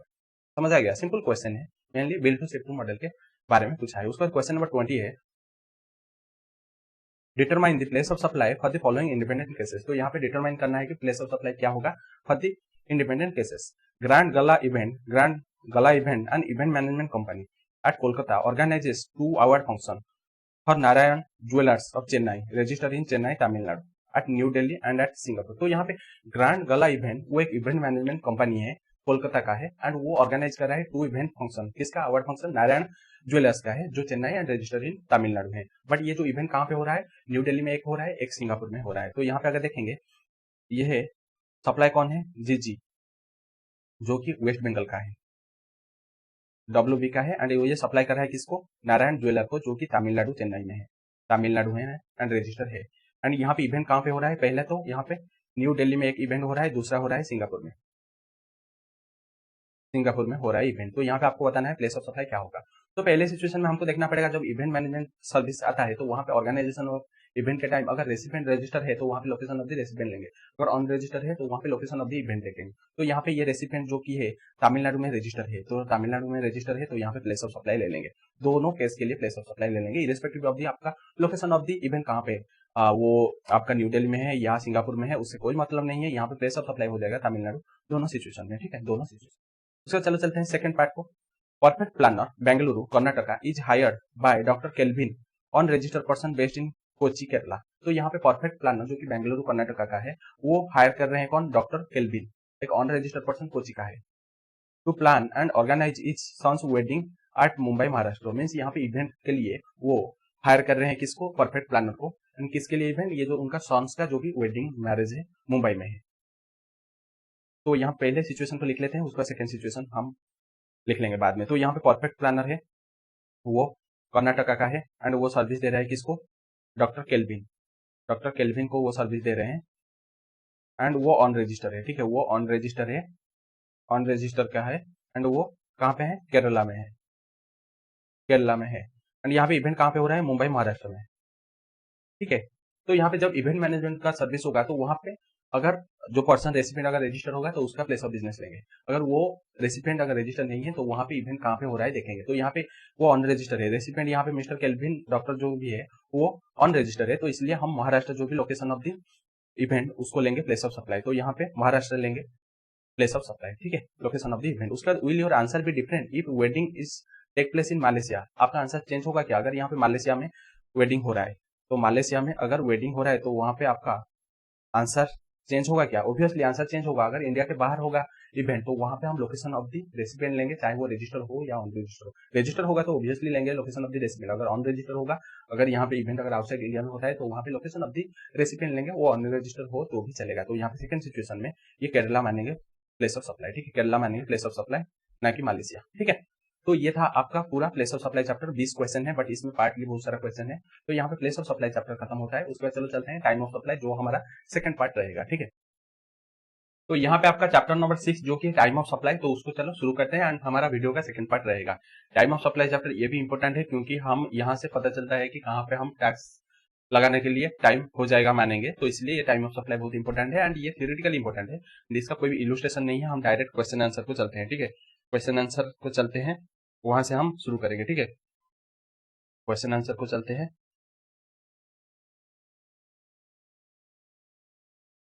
तो आ जाइए क्वेश्चन आंसर शुरू कर देते हैं।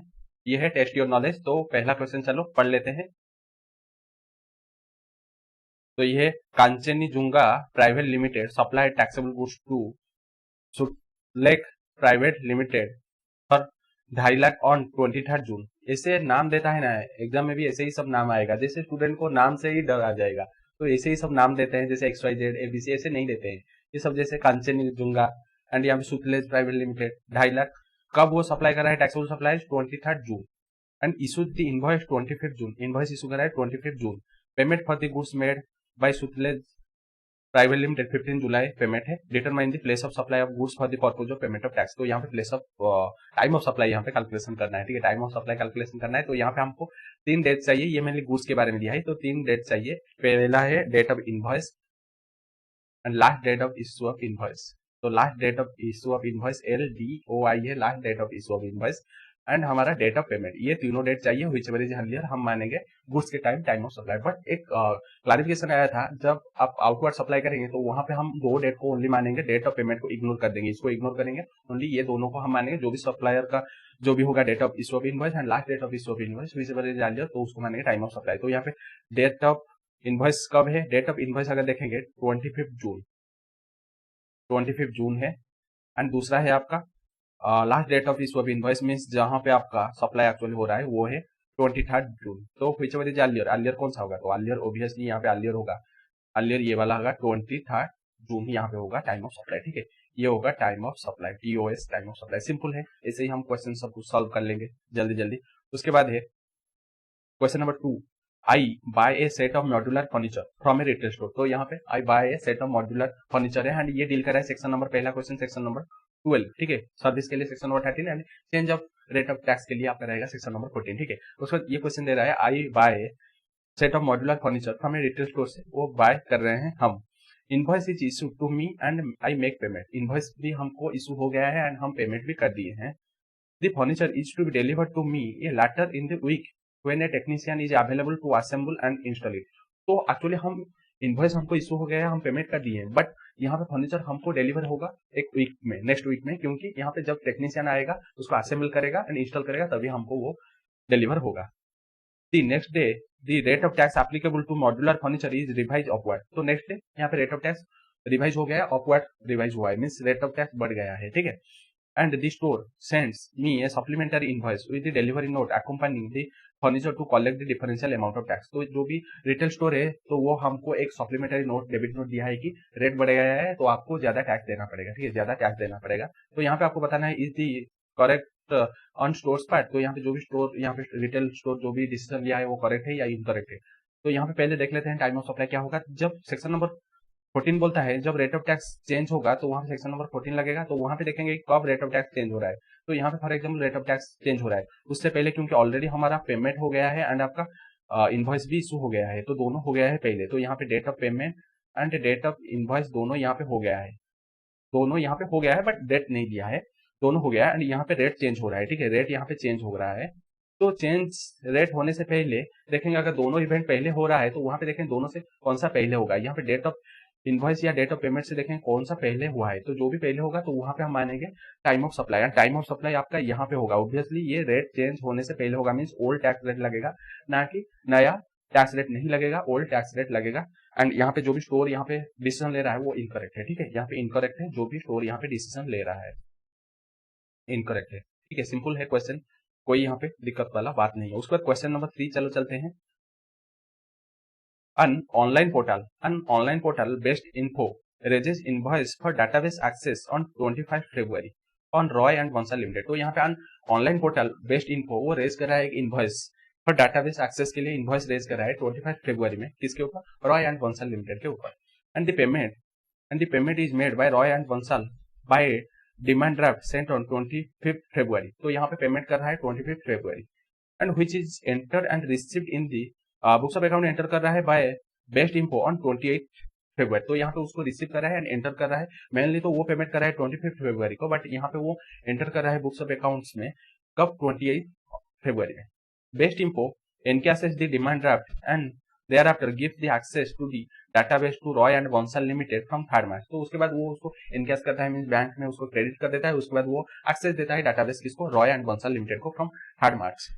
In the mean while the rate of tax change from 1st March। तो यहाँ पे भी रेट ऑफ टैक्स चेंज हो जाता है 1st March से।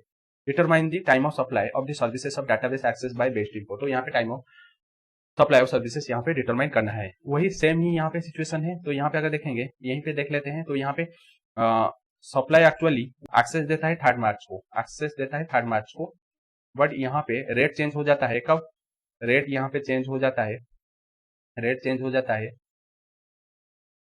1st March से रेट चेंज हो जाता है, बट आपका डेट ऑफ इनवॉइस कब है, डेट ऑफ इनवॉइस से 25 फरवरी। तो यहाँ पे डेट ऑफ इनवॉइस है 21 फरवरी एंड आपका डेट ऑफ पेमेंट कब है, डेट ऑफ पेमेंट यहाँ पे लेंगे जिस दिन वो पेमेंट किया है, ठीक है, जिस दिन वो पेमेंट किया है 25 फरवरी को, ठीक है, 25 फरवरी। तो यहाँ पे 25 फरवरी है डेट ऑफ पेमेंट। तो यहाँ पे रेट चेंज होने से पहले दोनों इवेंट हो गया है एंड दोनों में सबसे पहला कौन सा है, डेट ऑफ इवेंट, जो कि 25 फरवरी है, ठीक है, 25 फरवरी यहाँ पे लेंगे, टाइम ऑफ सप्लाई 25 फरवरी, ठीक है, 21 फरवरी लेंगे टाइम ऑफ सप्लाई। जब रेट चेंज होता है सेक्शन नंबर 14, तो वहां पे अगर आपका जब रेट चेंज होता है उससे पहले अगर यहाँ पे दोनों इवेंट हो जाता है तो वहां पे हम लेंगे जो भी पहले इवेंट हुआ है, ठीक है, जो भी पहले इवेंट हुआ है तो उसको मानेंगे यहाँ पे टाइम ऑफ सप्लाई। उसके बाद क्वेश्चन नंबर 4 को चलते हैं। तो क्वेश्चन नंबर 4 दिया है कि trust industries limited enter into a contract with VST limited to supply gas by pipeline to VST limited for a period of 1 year. तो यहाँ पे मैंने ट्रस्ट इंडस्ट्रीज वो एंटर करता है कॉन्ट्रैक्ट किसके साथ, VST लिमिटेड के साथ, सप्लाई करने के लिए gas pipeline to VST limited for a period of 1 year, means यहाँ पे कंटिन्यूस सर्विसेज से, क्योंकि 3 मंथ से अगर ज्यादा के लिए सप्लाई होता है तो उसको कंटिन्यूस सप्लाई ऑफ सर्विसेज मानेंगे, ठीक है, CSS उसको मानेंगे, continuous supply of services. As per the terms of the contract, VST Limited shall make monthly payment. Payment for the month shall be made 7th day of the next month. तो यहाँ पे as पर the agreement उनका है, monthly payment कैसे होगा, वो होगा payment for a month, next month का 7 डेज के अंदर उसको होगा पेमेंट हो जाएगा, ठीक है। उसके बाद every quarter trust industries shall issue A statement of account showing the quantity and value of goods dispatched, payment received and payment due. तो यहाँ पे एवरी क्वार्टर में ट्रस्ट इंडस्ट्री जो भी सप्लायर वो इशू कर देगा एक स्टेटमेंट, कितना यहाँ पे क्वार्टर का कितना value of goods and quantity कितना डिस्पैच हुआ है एंड कितना पेमेंट एक्चुअली रिसीव हुआ है एंड कितना पेमेंट बाकी है, मींस ड्यू है। एंड डिफरेंशियल अमाउंट जहां भी रहेगा तो वो सब मेंशन हो जाएगा in the statement of account shall be paid by VST limited. तो जो भी डिफरेंशियल अमाउंट रहेगा वो रिपोर्टेड कर देगा एंड वो पेमेंट कर देगा रेसिपिएंट, ठीक है। एंड डिटेल्स यहाँ पे दे दिया है वेरियस इवेंट, जैसे अगस्त 5, सितंबर 5, अक्टूबर 6 में पेमेंट हो गया है 2 लाख ईच मंथ के लिए for the quarter July to September. तो यहाँ पे 3 मंथ के लिए यहाँ पे वो 2 लाख करके वो पेमेंट कर रहा है, ठीक है, 2 लाख करके यहाँ पे पेमेंट कर रहा है ईच मंथ के लिए। जैसे अगस्त आपका रहेगा, जैसे जुलाई मंथ के लिए अगस्त 5 में वो पेमेंट कर रहा है, उसके बाद अगस्त मंथ के लिए सितंबर 5 को, उसके बाद सितंबर मंथ के लिए अक्टूबर 6 में वो पेमेंट कर रहा है, ठीक है, 3 मंथ के लिए। उसके बाद लास्ट मंथ का क्या दे दिया, अक्टूबर 3 में वो statement of account for the quarter July to September issued by the supplier showing amount of 2,56,000 as on पे। अक्टूबर 3 में वो बोल रहा है कि टोटल एक statement of accounts for the quarter July to September वो इशू कर रहा है एंड शो कर रहा है कि 2,56,000 ऑनपेड है, टोटल 2,56,000 ऑनपेड है। एंड अक्टूबर 17 में बैलेंस अमाउंट जो भी 56,000 ये क्वार्टरली मेनली 2 लाख पेमेंट कर देता है एंड जो भी 56,000 वो पेमेंट कर रहा है by the supplier for the quarter July to September. तो जो भी 56,000 बाकी रहता है, जो डेफिशिएंसी के लिए 2 लाख तो वो पेमेंट कर देता है, बाकी जो डेफिशिएंसी रहता है 56,000 वो अक्टूबर 17 में पेमेंट कर देता है। Determine the time of supply of goods for the purpose of payment of tax. तो यहाँ पे टाइम ऑफ सप्लाई यहाँ पे कैलकुलेशन करना है। पहले तो time of supply of goods के टाइम क्या लेंगे, अगर सक्सेसिव स्टेटमेंट अकाउंट और पेमेंट इन्वॉल्व होगा तो वहां पे टाइम ऑफ सप्लाई लेंगे ऑन और before the date of such successive statement payment और अकाउंट्स। एंड यहाँ पे कंटिन्यूस सप्लाई ऑफ सर्विसेज है तो उसका टाइम वही होगा बिफोर और eight the time of such successive statement accounts and payment के टाइम। तो यहाँ पे अगर देखेंगे सक्सेसिव स्टेटमेंट पेमेंट कहाँ पे हो रहा है, ये मेनली अक्टूबर 3 में हो रहा है, ठीक है, अक्टूबर 3 में हो रहा है। अक्टूबर 3 में आपका हो रहा है ये सब इवेंट, उससे पहले ये 3 जो भी इंस्टॉलमेंट का 3 अमाउंट का ऑलरेडी पेमेंट हो चुका है, ठीक है, पेमेंट हो चुका है। एंड यहाँ पे उस डेट को हम मानेंगे जब यहाँ पे कंटिन्यूस सप्लाई सर्विसेज बोल रहा है ऑन और बिफोर ये डेट या उससे पहले। अगर यहाँ पे सक्सेसिव स्टेटमेंट अगर इशू हुआ है तो अच्छा बात है, अगर भी नहीं इशू हुआ है तो वहां पे अगर आपका पेमेंट हो गया है तो अच्छा बात है, या अकाउंट अगर हो गया है तो वहां पे अच्छा बात है। तो तीनों इवेंट से अगर कोई भी इवेंट उससे पहले या उसी दिन अगर हो गया हो तो वहां पे हम मानेंगे उसको टाइम ऑफ सप्लाई। तो यहाँ पे तो ऑलरेडी हो चुका है पेमेंट, तो एक इवेंट तो हो गया है ना, तो सेटिस्फाई कर दिया है, तो इसलिए यहाँ पे ये तीनों मंथ के लिए मानेंगे वही वाला है, तीनों मंथ के लिए मानेंगे। जैसे यहाँ पे वही वाला है अगस्त 5, सितंबर 5, ठीक है, सितंबर 5। एंड यहाँ पे जो अक्टूबर मंथ दिया है, बट अक्टूबर 6 से पहले आपका अक्टूबर 3 में आ गया है, यहाँ पे स्टेटमेंट इशू हो गया है, ठीक है, स्टेटमेंट इशू हो गया है।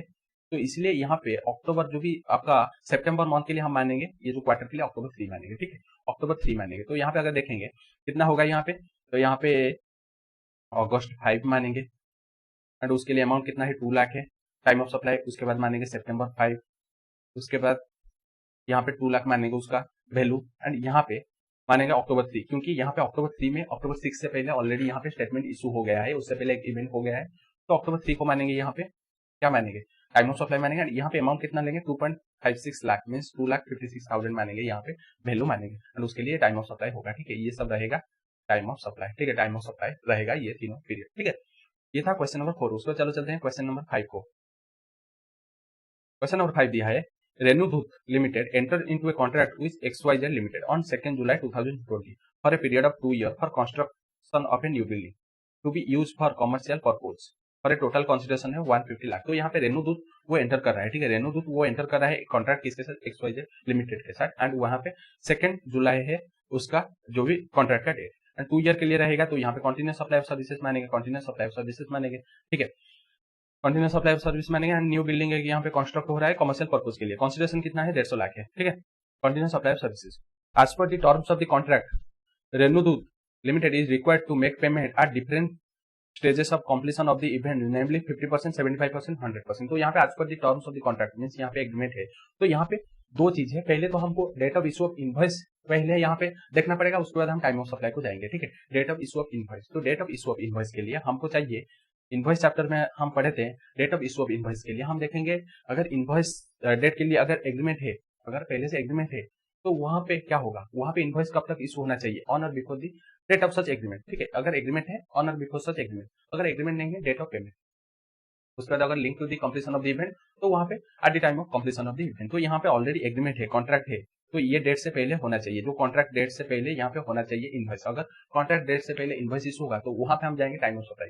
टाइम ऑफ सप्लाई क्या बोल रहा है, यहाँ पे आपको अगर इनवॉइस अगर इशू हो जाता है ऑन और बिफोर दी जो भी कॉन्ट्रैक्ट डेट, तो वहां पे हम invoice date and payment date को कंपेयर करेंगे उसी वजह से जान लिया।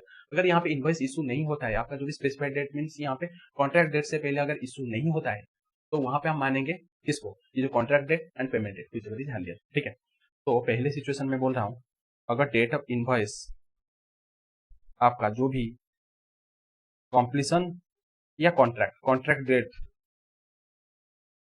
डेट से पहले अगर होगा, ठीक है, पहले या उसी दिन अगर होगा, ठीक है, पहले या उसी दिन अगर होगा तो वहां पे हम मानेंगे date of invoice and payment date को कंपेयर करेंगे। ठीक है, date of invoice and date of payment. अगर यहाँ पे इनवॉइस नहीं होता है, इनवॉइस अगर नहीं होता है कॉन्ट्रैक्ट डेट से पहले तो वहां पे हम मानेंगे contract date of contract DOC and date of payment whichever is earlier. ठीक है, ये रहेगा time of supply whichever is earlier. तो यहाँ पे चलो देख लेते हैं, यहाँ पे state determine the time of supply using the relevant data. ठीक है, तो हमको पहले देखना पड़ेगा date of invoice, date of contract उस दिन या उससे पहले अगर होगा तो वहां पे date of payment and date of payment नहीं है, ये इनवॉइस है, ये इनवॉइस है। Date of invoice and date of payment compare करेंगे व्हिचएवर इज अर्लियर। उसके बाद अगर यहाँ पे नहीं होता है date of invoice and date of contract से पहले अगर नहीं होता है तो वहां पे date of contract and date of payment compare करेंगे व्हिचएवर इज अर्लियर। तो यहाँ पे स्टेज दे दिया है डेट ऑफ वेरियस स्टेजेस, ये है डेट ऑफ कॉन्ट्रैक्ट, इसको बोलेंगे डीओसी मानेंगे। ठीक है, डीओसी मानेंगे। उसके बाद यहाँ पे इशुएंस ऑफ इनवॉइस, इसको मानेंगे date of invoice and date of payment, amount दे दिया है। ठीक है, तो हमको पहले देखना पड़ेगा कि ये डेट ऑफ कॉन्ट्रैक्ट या उससे पहले अगर डेट ऑफ इनवॉइस हो जाता है, ठीक है, डेट ऑफ कॉन्ट्रैक्ट या उससे पहले, तो यहाँ पे अगर देखें इनिशियल बुकिंग में, तो यहाँ पे पहले इनिशियल बुकिंग है, तो इनिशियल बुकिंग के लिए जो भी फर्स्ट स्टेज के लिए देखना पड़ेगा, यहाँ पे दो डेट को पहले देखना पड़ेगा। दो डेट क्या है, पहले तो ये डेट ऑफ कॉन्ट्रैक्ट है एंड दूसरा है यहाँ पे डेट ऑफ इनवॉइस। अगर ये date of invoice contract date या उससे पहले अगर इशू होगा तो वहां पे हम देखेंगे डेट ऑफ पेमेंट के साथ इनवॉइस डेट को कंपेयर करेंगे। तो यहाँ पे अगर देखें दोनों एक डेट में है, तो दोनों एक डेट में उसी दिन है, तो इसलिए डेट ऑफ इनवॉइस को हम मानेंगे एंड इसको कंपेयर करेंगे, ये दोनों को कंपेयर करेंगे। ठीक है, ये दोनों को कंपेयर करेंगे व्हिचएवर इज अर्लियर रहेगा, तो वही सेम डेट में है, तो यहाँ पे हम लिख लेंगे टाइम ऑफ सप्लाई। ठीक है, टाइम ऑफ सप्लाई मानेंगे, तो टाइम ऑफ सप्लाई मानेंगे, तो यहाँ पे ये दोनों डेट एक डेट में है, तो इसलिए हम यहाँ पे टाइम ऑफ सप्लाई मानेंगे, उसी दिन को मानेंगे। ठीक है, उसी दिन को मानेंगे। ठीक है, ये रहेगा टाइम ऑफ सप्लाई पहला सिचुएशन में। उसके बाद 50% कंप्लीशन ऑफ इवेंट के लिए, 50% कंप्लीशन ऑफ द बिल्डिंग के लिए हम लेंगे यहाँ पे दोनों डेट को देखेंगे, ये दोनों डेट यहाँ पे अर्लियर है क्या या उसी दिन है क्या, डेट ऑफ इनवॉइस नहीं, आपका पहले आ जाता है कॉन्ट्रैक्ट डेट। तो कॉन्ट्रैक्ट डेट अगर यहाँ पे पहले आ जाता है तो यहाँ पे कॉन्ट्रैक्ट डेट एंड आपका पेमेंट डेट को देखेंगे व्हिचएवर इज अर्लियर। तो यहाँ पे अर्लियर अगर देखें ये वाला डेट है 15 मार्च को मानेंगे हम, 2021 को मानेंगे यहाँ पे टाइम ऑफ सप्लाई। ठीक है, उसके बाद 75% of completion of the event means building के लिए देखेंगे, तो यहाँ बिल्डिंग के लिए देखें ये दोनों डेट देखेंगे, पहले है क्या इनवॉइस डेट पहले या उसी दिन है क्या, नहीं बाद में है, तो इसलिए यहाँ पे डेट ऑफ कॉन्ट्रैक्ट को लेंगे एंड डेट ऑफ पेमेंट तो यहाँ पे कांस्टेंट है, दोनों को अर्लियर देखेंगे, तो अर्लियर ऑब्वियसली ये रहेगा 20 जून 2021। उसके बाद लास्ट देखेंगे यहाँ पे डेट ऑफ कॉन्ट्रैक्ट एंड आपका यहाँ पे इनवॉइस, दोनों देखेंगे, इनवॉइस उससे पहले या उसी दिन है क्या, हाँ उसी दिन है, तो डेट ऑफ इनवॉइस को लेंगे एंड यहाँ पे डेट ऑफ पेमेंट को लेंगे व्हिचएवर इज अर्लियर, तो यहाँ पे ऑब्वियसली यहाँ पे डेट ऑफ पेमेंट अर्लियर है, तो यहाँ पे 20 सितंबर 2021। ठीक है, ये क्वेश्चन थोड़ा ट्रिकी है क्योंकि दो चैप्टर को ये लिंक करके पूछा है। ठीक है, इनवॉइस चैप्टर एंड आपका यहाँ पे टाइम ऑफ सप्लाई चैप्टर। उसके बाद क्वेश्चन नंबर 6 को चलते हैं।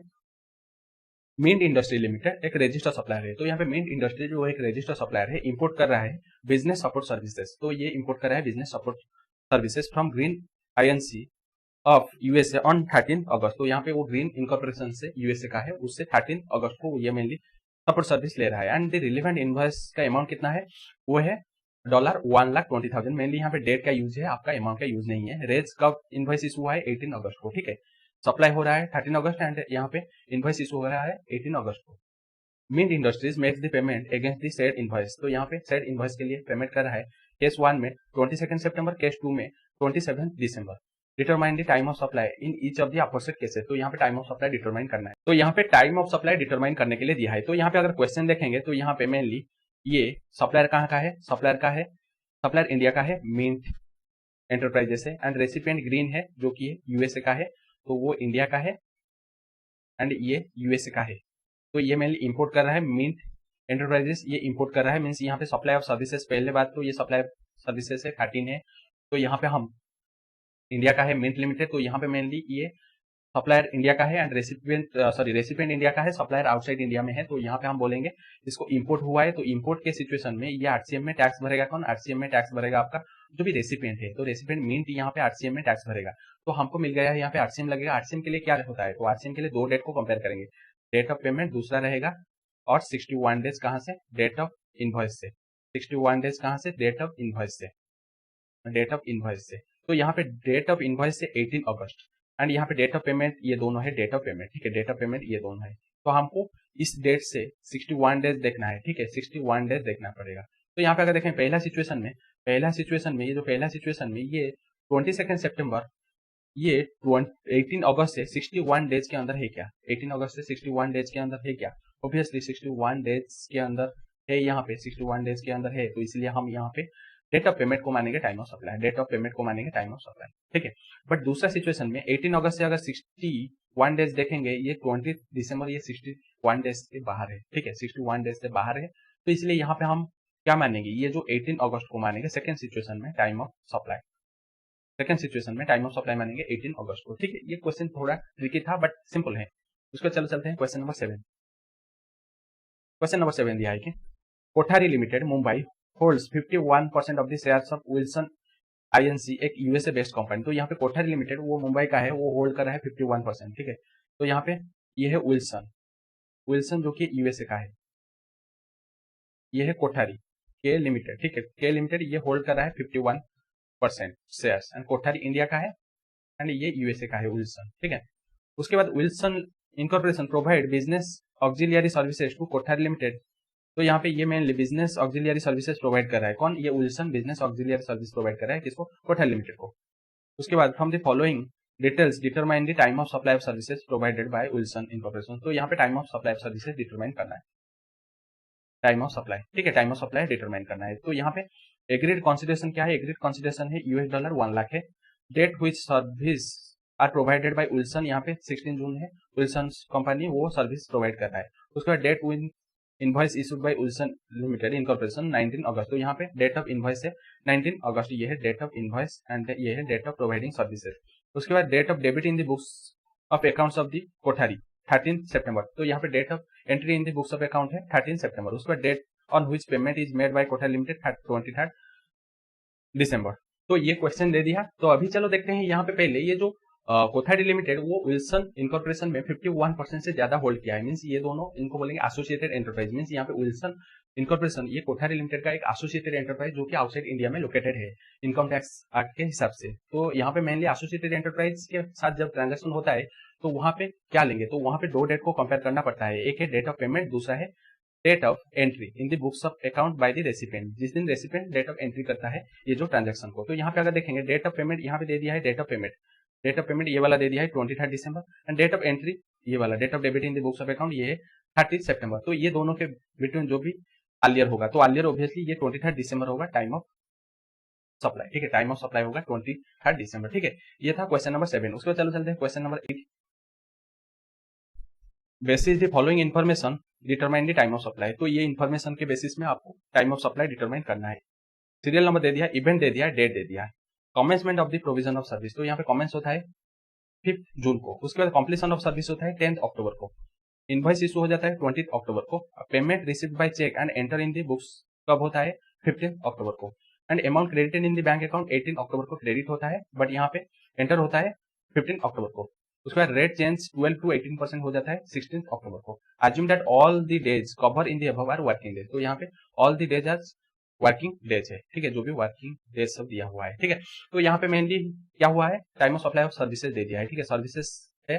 तो सेक्शन नंबर 13, तो सेक्शन नंबर 13 नहीं है 14 होगा, क्योंकि यहाँ पे चेंज ऑफ रेट हो जाता है, ठीक है, रेट चेंज हो जाता है, सेक्शन नंबर 14 हो रहा है।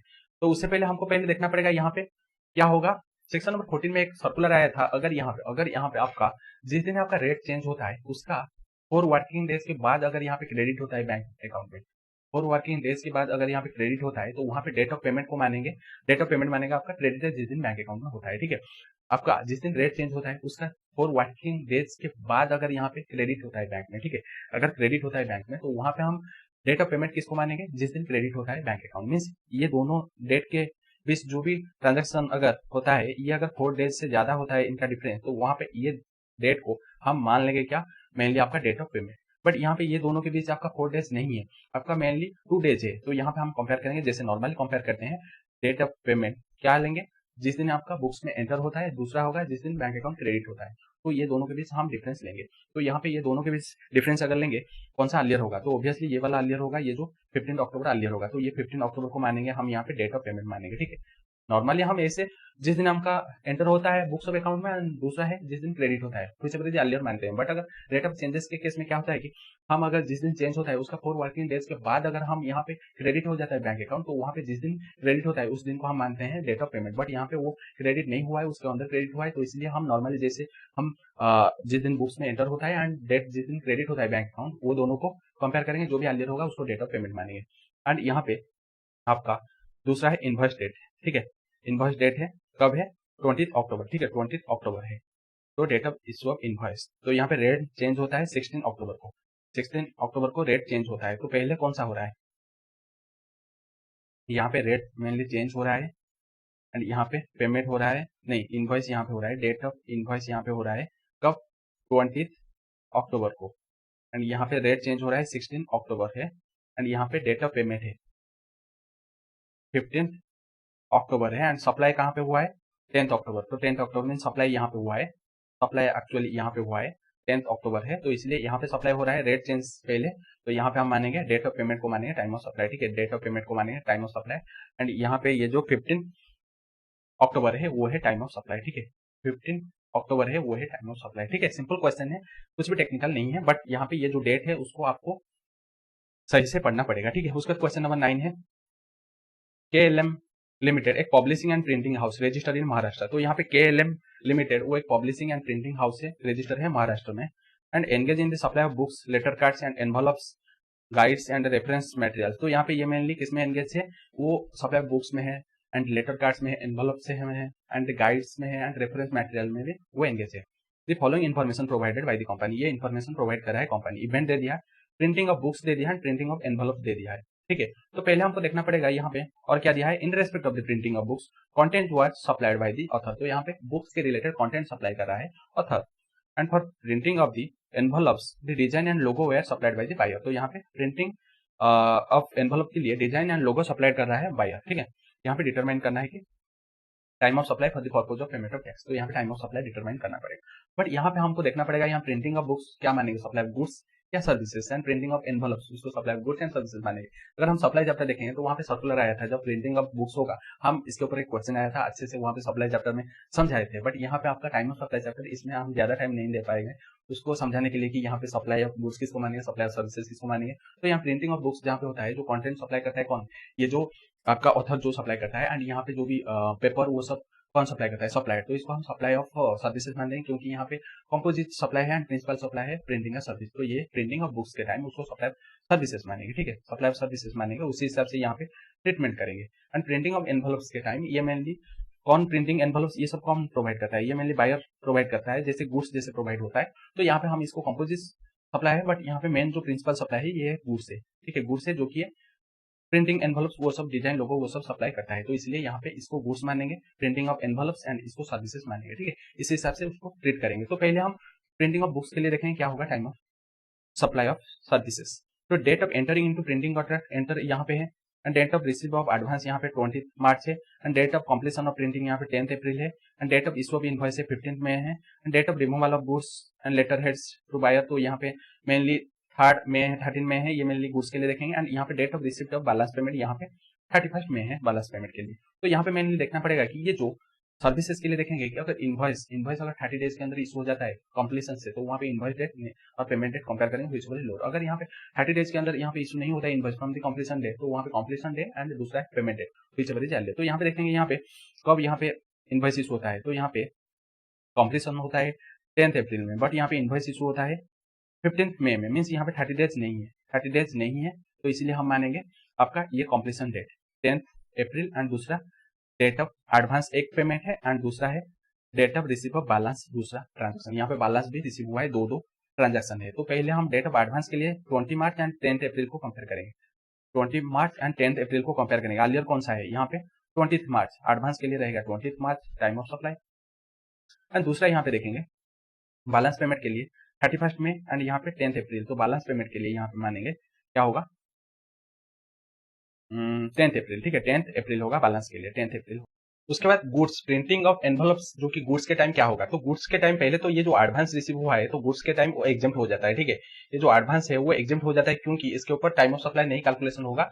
हम एक सर्कुलर आया था, अगर कोई भी एडवांस रिसीव करेंगे फॉर गुड्स के लिए तो वहां पे एग्जेम्पशन मिल जाएगा, बट सर्विसेज के ऊपर ये एग्जेम्पशन नहीं मिलता है एंड आरसीएम के ऊपर भी ये वाला एग्जेम्पशन नहीं मिलेगा। तो यहाँ पे हम टाइम ऑफ सप्लाई कुछ भी नहीं डिटरमाइन होगा, ये 25 मार्च के लिए कोई भी टाइम ऑफ सप्लाई नहीं इशू होगा। उसके बाद आपका जो बैलेंस यहाँ पे रहता है, बैलेंस पेमेंट जब होगा ये 30 अप्रैल को पेमेंट हो रहा है एंड आपका यहाँ पे डेट ऑफ रिमूवल मीन्स यहाँ पे ये होगा last date of issue of invoice.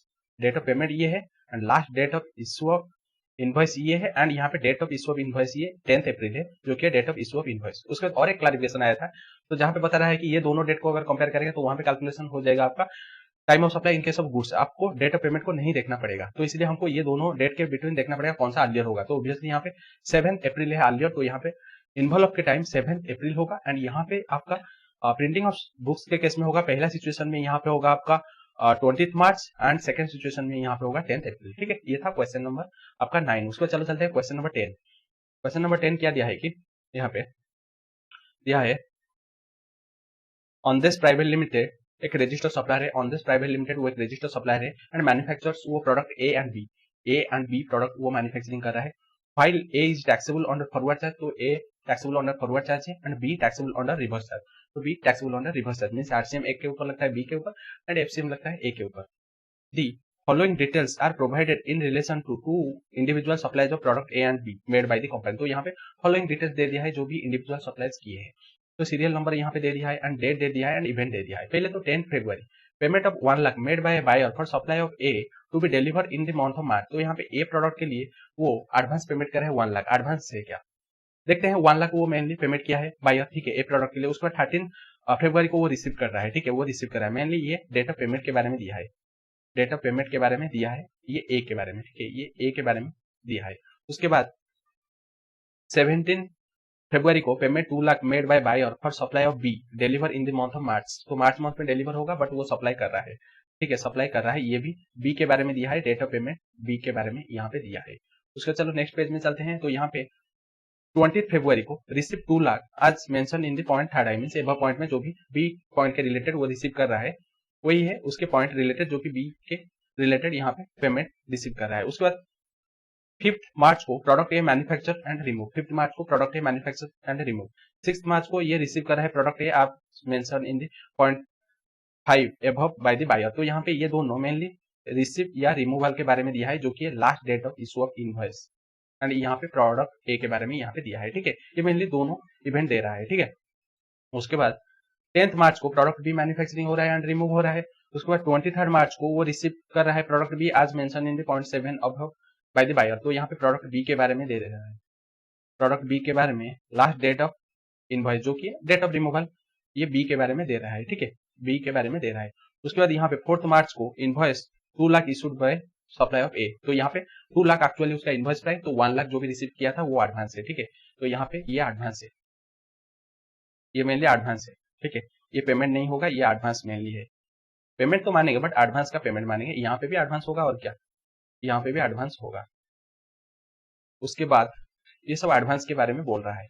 उसके बारे में 11th मार्च को invoice 4 lakh issued for supply of B. तो 11th मार्च में वही हुआ है एक्चुअली इनवॉइस, ये अलग अलग है, ठीक है, ये ए के लिए है, डेट ऑफ इनवॉइस ए के लिए है यहाँ पे एंड डेट ऑफ इनवॉइस यहाँ पे बी के लिए है, ठीक है। उसके बाद और क्या दिया है 25th मार्च को payment made by the buyer. तो एक्चुअल पेमेंट जो है वो बायर पेमेंट कर देता है ए के लिए, ठीक है। तो यहाँ पे date of payment for A and यहाँ पे 31st मार्च है पेमेंट आज mentioned in point 11 above receive. तो यहाँ पे mainly date of payment receive कर रहा है, यहाँ पे ये दोनों दे रहा है date of payment for product A. उसके बाद यहाँ पे 1 अप्रैल में यहाँ पे date of payment made by the buyer B and 4th April को पेमेंट आज mention in the point number 13 above receive. तो यहाँ पे ये दोनों डेट ऑफ पेमेंट के बारे में दे रहा है एंड वो भी एडवांस था। तो यहाँ पे date of payment of B. तो यहाँ पे बहुत सारा चीज दे दिया है एंड यहाँ पे क्या डिटरमाइन करने के लिए बोला है, time of supply of goods. तो time of supply of goods, तो यहाँ पे ए प्रोडक्ट है टैक्सेबल, टैक्सेबल तो है यार, फॉरवर्ड चार्ज मैकेनिज्म लगता है, बी प्रोडक्ट लगता है रिवर्स चार्ज मैकेनिज्म। तो यहाँ पे क्या क्या दिया है मैं आपको बोल देता हूँ। तो यहाँ पे अगर देखेंगे मेनली यहाँ पे दिया है पहले एडवांस रिसीव क्या है प्रोडक्ट ए के लिए एंड प्रोडक्ट बी के लिए, 2 पॉइंट है, एक वो पेमेंट करता है एंड वो रिसीव करता है, ठीक है। उसके बाद एडवांस गया, उसके बाद यहाँ पे last date of issue of invoice means यहाँ पे एक्चुअली रिमूवल हो रहा है, product A product B removal हो रहा है एंड वो रिसीव कर रहा है, ठीक है। उसके बाद यहाँ पे एक्चुअल इनवॉइस डेट दे दिया है एंड यहाँ पे एक्चुअल पेमेंट डेट दे दिया है, ठीक है। तो यहाँ पे हमको पहले प्रोडक्ट ए के बारे में यहाँ पे देखना है क्या होगा, ठीक है। प्रोडक्ट ए के बारे में यहाँ पे देखना पड़ेगा। तो प्रोडक्ट ए में क्या होता है कि वो normal charge mechanism means forward charge mechanism में वो मेनली टैक्सेबल होता है। तो फॉरवर्ड चार्ज मैकेनिज्म जहाँ पे लगेगा तो वहाँ पे एडवांस जब हम रिसीव करते हैं तो वहाँ पे वो एग्जिम्पशन मिल जाता है, एक क्लैरिफिकेशन आता है, एडवांस जब रिसीव करेंगे तो वहाँ पे एक एग्जिम्पशन मिल जाता है, ठीक है। अगर देखें यहाँ पे प्रोडक्ट ए के लिए क्या हुआ है कि यहाँ पे एडवांस रिसीव हुआ है, एडवांस है 1 लाख है एंड एक्चुअल यहाँ पे एक्चुअल है 1 लाख है, टोटल 2 लाख है, ठीक। वैसे प्रोडक्ट बी भी वैसे है जो कि आरसीएम है, ये है फॉरवर्ड चार्ज मैकेनिज्म में, फॉरवर्ड चार्ज मैकेनिज्म है एंड ये आरसीएम में है, ये आरसीएम में है। तो यहाँ पे 2 लाख एडवांस रिसीव किया है,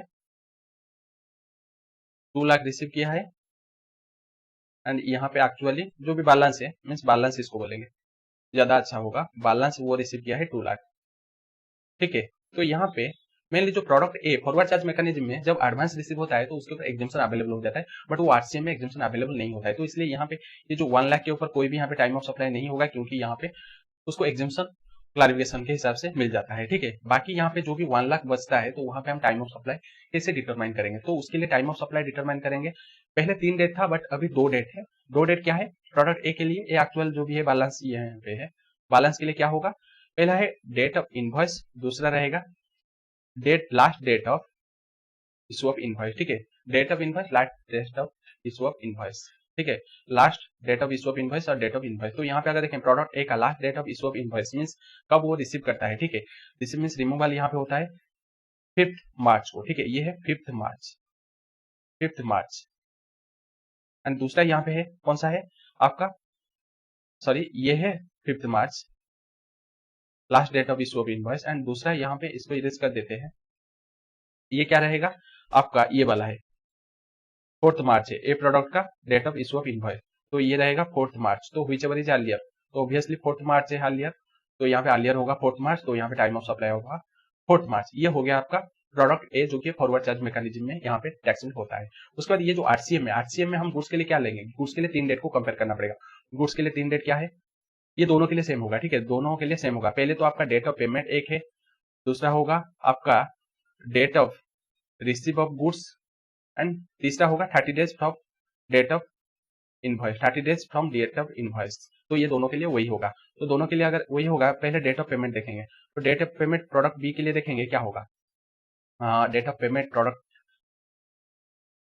ये एडवांस के लिए, ठीक है, ये एडवांस के लिए प्रोडक्ट बी के लिए बोल रहा हूँ। तो एडवांस के लिए ये वाला ये होगा 17 फरवरी, ठीक है, 17 फरवरी होगा एडवांस के लिए। तो ये होगा डेट ऑफ पेमेंट 17 फरवरी, 17 फेब। उसके बाद यहाँ पे डेट ऑफ रिसिप्ट कब होगा प्रोडक्ट बी, तो यहाँ पे रिसीव हो रहा है प्रोडक्ट बी 23rd में 23rd मार्च में। उसके बाद यहाँ पे 30 days from date of invoice product B, 30 days from date of invoice. तो यहाँ पे 30 डेज कब होगा प्रोडक्ट बी, इनवॉइस यहाँ पे 11th मार्च से 30 डेज कब कंप्लीट होगा, उसका नेक्स्ट डेज मानेगा मीन्स 31st डेज भी आप लिख सकते हैं। तो यहाँ पे होगा आपका 11th अप्रैल, ठीक है, 11th अप्रैल ये होगा। तो यहाँ पे तीनों डेट मिल गया है, एक है 17 फरवरी, दूसरा है 23rd मार्च, तीसरा है 11th अप्रैल। तो यहाँ पे अर्लियर कौन सा होगा, अर्लियर ऑब्वियसली होगा ये 17 फरवरी होगा, एडवांस के टाइम ऑफ सप्लाई, एडवांस के टाइम ऑफ सप्लाई वही होगा। बट अगर यहाँ पे देखेंगे, यहाँ पे ये जो बैलेंस पेमेंट के लिए 2 लाख के लिए ये बन जाएगा, अभी पेमेंट कहाँ पे हो रहा है प्रोडक्ट भी, ये 4th अप्रैल में हो रहा है, ठीक है, पेमेंट 1st अप्रैल में हो रहा है यहाँ पे।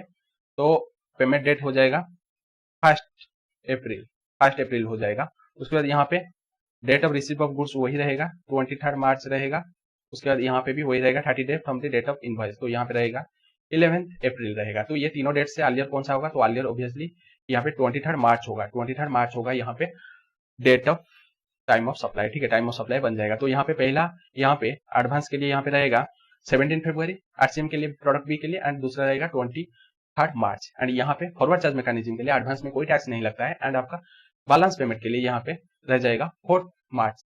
तो यहाँ पे आपका टाइम ऑफ सप्लाई चैप्टर खत्म हो जाता है, क्वेश्चन 10 खत्म हो जाता है, एंड यहाँ पे आपका ये लेक्चर भी खत्म हो जाता है। इसमें हम आपका place of supply and time of supply दोनों चैप्टर कंप्लीट कर लिए हैं। आपका जल्दी से जितना जल्दी हो सके उतना जल्दी हम कंप्लीट कर लिए हैं, तो इसको आप जल्दी से रिवाइज कर लीजिए। यहाँ पे लगभग हम 30 क्वेश्चन किए हैं। अगर आपको ज्यादा क्वेश्चन चाहिए तो हमारा क्वेश्चन बुक परचेज कर सकते हैं, एंड हमारे चैनल को सब्सक्राइब कर लीजिए, एंड इसको भी आप रिविजन कर लीजिए। उसके बाद हम नेक्स्ट पार्ट में मिलते हैं। आज के लिए इतना ही, मिलते हैं नेक्स्ट पार्ट में।